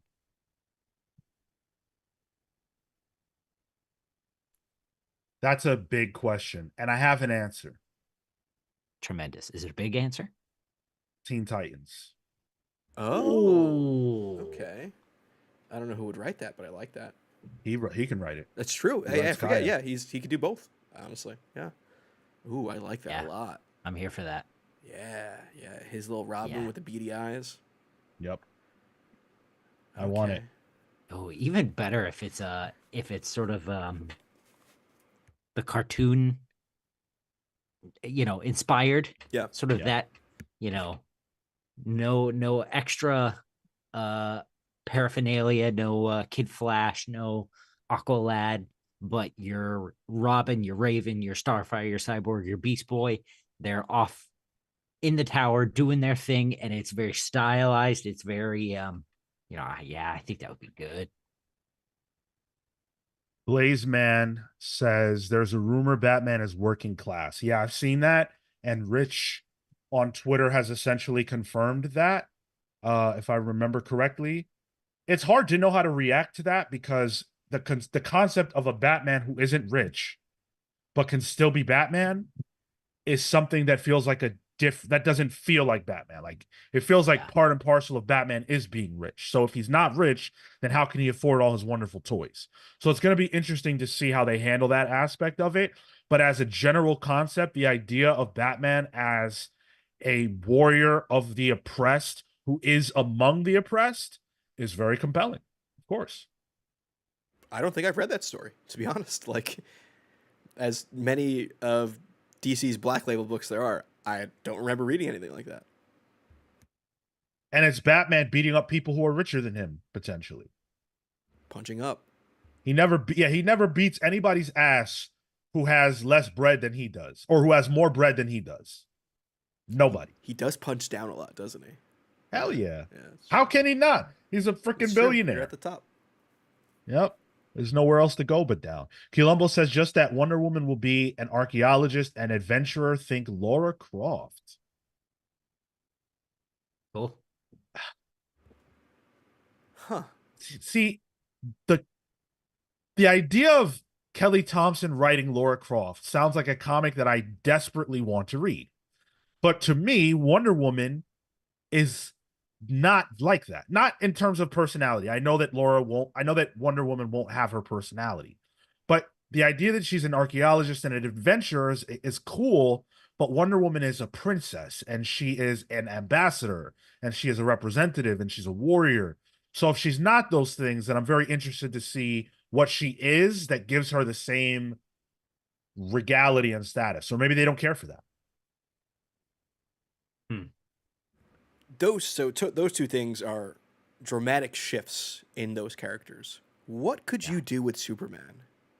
Well, I'll answer that. Blazeman says another rumor says that it's a Superman that's more alien than human.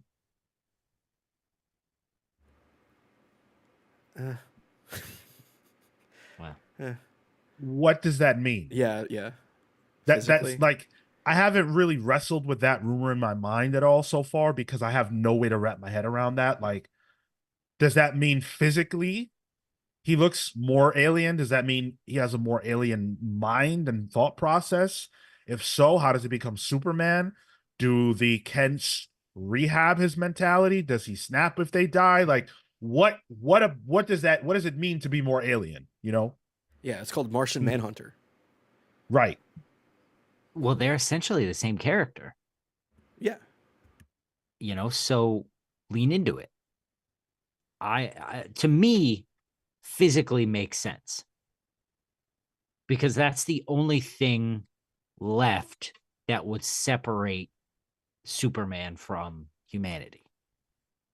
Right? If you look at Superman, you don't know his origin. Whoa, that's a dude that can fly. That's crazy. And then you find out he's an alien. Oh, well, he looks like me. That's okay. So you're kind of adding the mutant situation to Superman. Make Superman beast. Or does his personality reflect that of a Krypton that is vastly different than what we have seen? Because what I have always seen and come to know from Krypton is that largely they're like humans in terms of their personalities and their approach to life and stuff like that. What if this version of Krypton isn't like that? What if this version of Krypton has people on it who don't resemble humans at all in terms of the way they behave? What if they're conquerors? What if they're, what if they're cold, calculating, whatever's like, what if? Superman as the Viltrumite, in a way. Eh. I feel like, oof, jeez. I feel like that we've seen. Yeah, Injustice. I don't even know that that's Injustice, because Injustice has an inciting incident. I'm talking about going all the way back, and they are this way. This is just who they are. Triple H says, I think Absolute Batman will be African American. In the colored version, they seem to be hiding the skin tone. Man, listen, you mean to tell me that DC is gonna go full out and give me something I can actually cosplay as?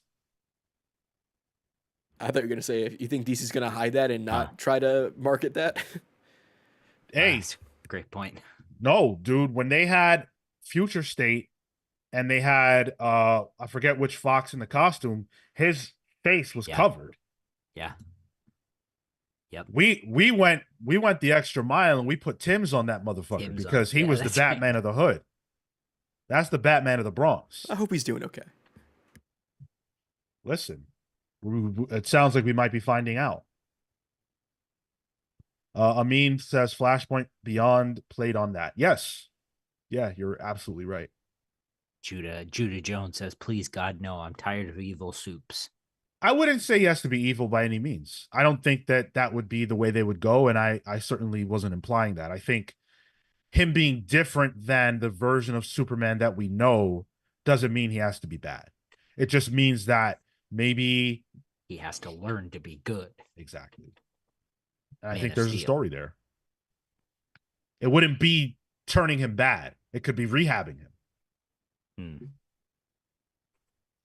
Uncanny says, I was going to say might be that change to Superman just to see how it's different.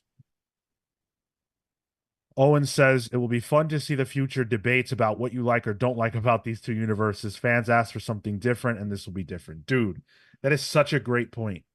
Yeah. And please continue to get your questions in. We're going to get into the stack here shortly, but I love the engagement and excitement on your guys' end.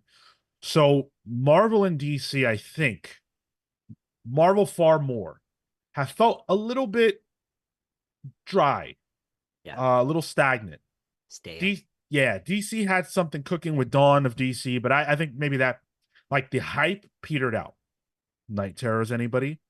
And so I think both companies are trying. They're in that Marvel 2000s, early 2000s phase of being like, we have to freshen things up. We have to do something unique. And that's what spawned the original Ultimate Universe. And I think time is a flat circle. And 20 years later, now DC is looking at themselves and saying, oh, we need to freshen things up, just like Marvel is. And I also think this is future proofing their non comics treatment of these characters, too. Because eventually the movies are going to need to be freshened up as well. And if they have source material they can take from in the same way, that is wildly different than what people are used to seeing on screens anywhere, they can. Interesting. I wonder, your future proofing just put this thought in my head, and I have nothing to answer the question, but I wonder how this would sort of affect the upcoming trademarks and what do you call it? Mickey Mouse is one now. Yeah. The public domain stuff. Public domain. Yeah. Yeah. Wonder how that flows. That's a good point. Yeah. The answer is that whatever they create now is locked in for whatever the statute of limitations is or whatever. Yeah. And there's probably some truth to that. Columbo says maybe Absolute Superman would be like a Star Trek thing where Clark is from Krypton but gets stranded on Earth. Oh, so he doesn't come here as a baby. I'm compelled by that, actually. I think that even though that is part and parcel of who Superman is, that he encounters Earth as a child, as a baby, um, I think that changing that and forcing him to see the value in humanity when he's already an adult is a very interesting story. And again, if you take away the the money from Bruce, like those are two essential ingredients in those two heroes' origins that are just sort of they're pivotal, but they're not always quite as talked about. Right. Because they're so baked into who those characters are. You don't really Yeah. think about Yeah. it, but yeah. Seven says, reminds me of how the Batman is seemingly similar to Earth One, in reference to the Batman film and the Earth One comic. Yeah, I mean, I think the Batman film certainly pulled from a lot of sources, but I could certainly see Earth One as one of those. Yeah. Blazeman says, all I know is I'm now praying Wes Craig is on Teen Titans. Hey, me too. You heard it here Yeah. first. Uncanny Suit. Marco obviously is in here because of his involvement in the Absolute Swamp Thing announcement. Congratulations, Marco. We're very proud of you. Don't forget us. Cole says Wes Craig said in his newsletter before the leaks that his DC work is a one shot and he's staying on Kaya. He's probably drawing the all in #1. Oh, That's good context. I don't see why they would grab Wes to draw that, though. that's specific. He's too specific an artist to just do a one shot. Especially an all-in one shot. Sure, yeah. Like that would need to be in a house style or like better, an iteration on a house style. Yeah. That's Dan Mora. That has Jorge Jimenez. Yeah. Like It's Dan Mora. You're it's a absolutely right. worker at DC. Like it's someone that works at DC Comics. So you can say, hey, if you really love Dan Mora or whomever, their work can be found in X place. This is a representation of what our universe is. And it's very bizarre to get a guy who I can't recall if Wes has done DC work prior, and if he has, excuse me, but certainly isn't in their bullpen to do this type of book that doesn't strike true for me, but it could end up being that way. It could. Fresh News says Absolute Batman leak killed Absolute DC in an instant for me. I thought it would have been better if the core heroes moved to an Earth with no metahumans and they are looked at differently. So what you're suggesting is that the humans or the superheroes of our Earth, the one we follow, would move like to another Earth, and that would be Absolute DC, and then mainline DC wouldn't have heroes? Or what you mean, man? I've heard that theory. I don't see the longevity there. Yeah. I don't hate it, but I don't see how it would keep going. Please. I was gonna say I was gonna bring up a comment here. Amin said, "Question: Will this be another Earth in the multiverse, like Earth 42069, or is it better as its own thing, like the Watchmen?" I'm pretty sure, from what I've been reading, that it is an Earth that the other Earths can travel to. It's in the multiverse. Yeah. Isn't Watchmen even in the multiverse now, somewhere? Yes. Yeah, now I believe, yeah. Which is yet again another reason why Doomsday Clock is in canon. Thanks, guys. I am excited for this. I think that these rumors are tantalizing, and there's a lot of meat on the bone.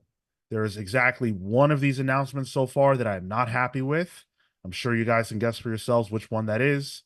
Otherwise, I'm pleased with this, and I think that we're in for a ride in October. San Diego Comic-Con cannot come soon enough. Yeah. Is that in October? No, it's in 2 weeks, but presumably 2 weeks? when Absolute launches, it will be in October. That's all we've seen so far. I seriously hope DC has some New York Comic Con presence this year. They have to. If this is happening in October, Yeah. Like they They have to have have to. a huge ass absolute booth.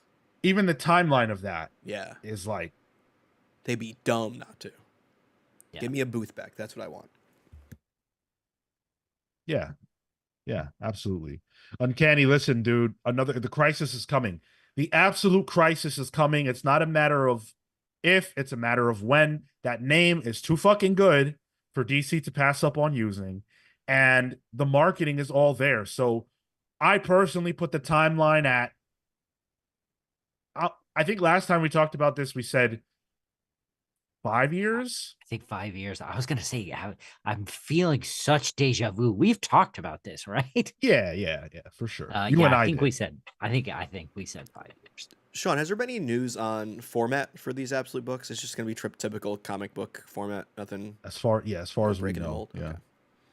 Mhm. Are they going to present new movies? Asked Marowak Oscuro. No. I don't believe that San Diego Comic-Con is the place where they're going to be doing anything like that, to my knowledge. With the absolute Batman shirt, though, there is a Supergirl Woman of Tomorrow shirt, so we might get some news on that. Maybe some character costume reveals, but I think that might be the only movie stuff we got. Owen Harrison, and we're about to get in the stack right now. Oh, and Owen's comment disappeared, so I don't even know what the question was. All right. Well, I can paraphrase it anyway. Go ahead. DC's launching with this. What is Marvel gonna launch in response? I think DC is launching not necessarily literally, but I would say this is in response to Ultimate Universe. And I don't feel like Marvel cares to respond to this unless this really blows up. Marvel kind of just seems in the game of like, we're doing, and we're fine with it. I think Marvel has a lot more changes to make under the hood than they do in terms of the presentation of the books that they're presenting at the current exact moment. Like there's a lot of things that need to go on behind the scenes. Triple Ho, will you buy the absolute edition? Hell yeah, brother. You know it. Do you guys own any absolute editions? Pretty sure I do. I own Absolute Sandman. And I think I own 1 and 2 of that. And Swamp Thing. Did I buy that? I might have bought Absolute Swamp Thing. I don't have money. Fair. I had birthdays. Yeah. I've never had a birthday where anybody loved me enough to get me an absolute. I'm sorry. Hey, listen. There's still time, Cale. Not for me. Speaking of time, it's time to get into the stack. You guys know how we end this show. Make sure that you get your guesses in if you've never seen this before. Basically, I buy a lot of comic books every week, and arguably I buy too many. So you guys guess as to how many books I bought this week, and the winner will be the person who guesses the closest to the number I got without going over. And what you win is either a no prize, or you can choose from one of the Marvel comics that I bought this week that we didn't read for the show. This week, though, Ultimates is actually up for grabs just because I had to request the code.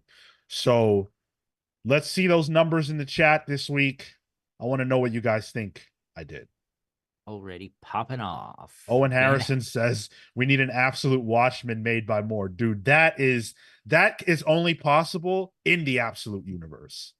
That's an alternate Earth where Alan Moore doesn't hate DC Comics. Yeah. There's a reason why. I was gonna say there's a reason why Watchmen is a DC compact right away, so they can keep that copyright. Yeah. Yep. You know what I would love though, if we're talking this Moore pie in the sky business, is an absolute edition of his DC The End pitch. Twilight of the Superheroes? Twilight of the Superheroes. That's fucked up if they were to do that. I would love that. Not obviously in full cooperation. Well, we are never getting full cooperation. No, that's what I'm saying. Moore. That's what I'm saying. Like, pie in the sky. Right. But since we're here dreaming about a more Watchmen absolute. Do you guys also imagine that Alan Moore lives in like the Pillar of Eternity or some giant monolith with no doors? Like I literally, that's how I picture it, just on a British countryside somewhere. I think he does genuinely have like snakes, statues on his porch. I Yeah, told you guys my professor story of finding his house. yeah. Yes. Yeah, I'm pretty sure in that story he told us that. This Saturday, after we interview Rom V, we're going to do something special. We're going to do something we've never, ever done before. And I think it's going to be pretty fun. We are going to do a live conversation, a live chat with you all.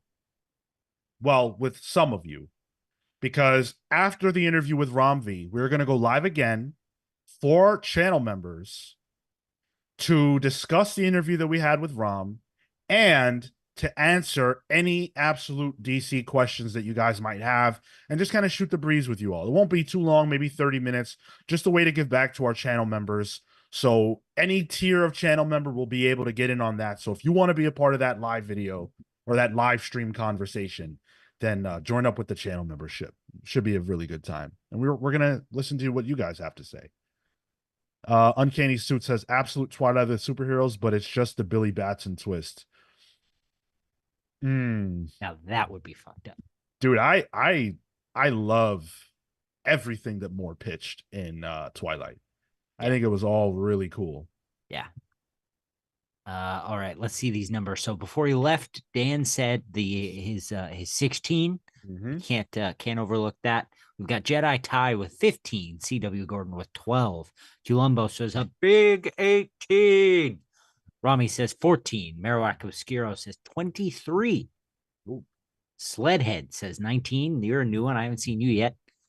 Blazeman says 12. Roboter says this feels like a big week. I'm going for that sweet 17.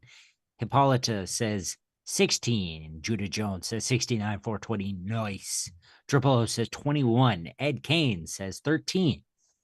Andrew Smith says 13. Aaron Ruiz says 11. I think this is going to be a light week. Hound says 18. Cole says 15. You can breathe, Cale. I'm going to say 14. 12. Okay. All right. Loving the variety. Those of you who said a number higher than 20 just don't have any faith in my ability to recover from my addiction. But maybe you shouldn't. Loving missing the point of the game. Well, the point of the game is to be right. And so trusting me to do the right thing maybe isn't something that these listeners think they should do. And there have been weeks where you guys were right. So, maybe they're playing the meta game. Right. Owen getting that 15 and at the last moment. All right. Nice. We know about the 5 we did for the show. So we start off rip with that. Then we go into, speaking of Rom V, I got Dawn Runner number 4. Rom V joint. Excited to read this. Final issue? I think so. Yeah, I believe so. Could be wrong. What else we got? We got Green Lantern number 13, Absolute Power tie-in. Green Lantern, I say it every time. This book has been great. I really want to get Jeremy Adams on here. Dude, I caught up to War Journal. Real good stuff. Excellent. Yeah. War Journal is fire. Gotham by Gaslight, The Kryptonian Age, number 2. Someone said in the chat that got real hot this week. I bet. I haven't gotten around to it yet, but yeah, I think it was. You got the right copy this week, right? Yes. Yes, I did. Ain't No Grave. Ain't no grave low enough. Anyway, what's up with writers getting George Corona to do art for them? Because this is Scotty Young and George Corona. Oh, they've had a history together though, those two. Sure, but the point I'm trying to make is that this is the second book that George is on, where it's him and an artist. George Corona is your favorite artist. Give that a that's a good point. Give that a quick flip through. How does it compare to Scotty Young's style? Just off what you might know. Totally different. Okay. To me, what do you say? Yeah. I don't know. It doesn't Actually. even, to me, it doesn't even resemble what George is doing on Transformers. Well, that's my point. I'm thinking George Corona might be a little bit A chameleon? chameleon. Yeah, he can mimic their styles pretty well. Did any of you read The Me You Love in the Dark by that team? No. Read, I think we did the first issue. Yeah. Yeah. Haunted house, woman gets the house. There's like a ghost. It's very similar to that style, but that feels more like Grimm almost when you just open up those pages. Yeah. Interesting. We've got The Hunger and the Dusk, book 2, number 1. Yes. Ooh. Yes. Still gotta read. Good. book one. It's good. Yeah. Crocodile Black, number 3. I haven't been too hot on this, but I wanted to continue on with it. I'm going to give it as fair a shot as I can because I love PKJ. The Amory Wars, Good Apollo on Burning Star 4, volume 2, number 3. I still need to dig into these. I haven't started yet. Amazing Spider-Man, number 53. This was awesome. You read it already? Yeah, this was real good. Man. It's fun. It's real good. Ever since you read it last week, Sean, for the show, I was like, no, I want to know if it's good too. So I made sure I read it this week too. Yeah, man. I'm not looking forward to the end of the Zeb Wells era. I know all you haters do, but I love this comic book. And please stop saying that everybody who reads Amazing Spider-Man only buys it because, they want to see the car crash or because it's a legacy book. I am not in that camp. I am in the camp of people who absolutely love Amazing Spider-Man, but I just don't tweet about it all damn day. We know the real reason people are buying this book. It's because of Rec Rap. Well, Chad Paul. So the number is 12. Let's go. I got 13. Do you count? Hold on. 2, 3, I have 13. 4, 5, 6, 7, 8. It is 13. You are absolutely right. Shit. Wow. It is 13. Damn. Sean did it on We got purpose to first mess with me. there. I see Andrew Smith with a 13, but was he first? I think that Ed Kane was first. Is that Nihilus? Nihilus. What's up, Nihilus? Hey. I think that's right first. above Andrew Smith too. Just brutal. Yeah. Well, Nihilus, if you are so inclined and you would like a copy of either Ultimates number 2 or Spider-Man 53, you can send me a DM and I will get that to you. Otherwise, Andrew Smith, you are welcome as well.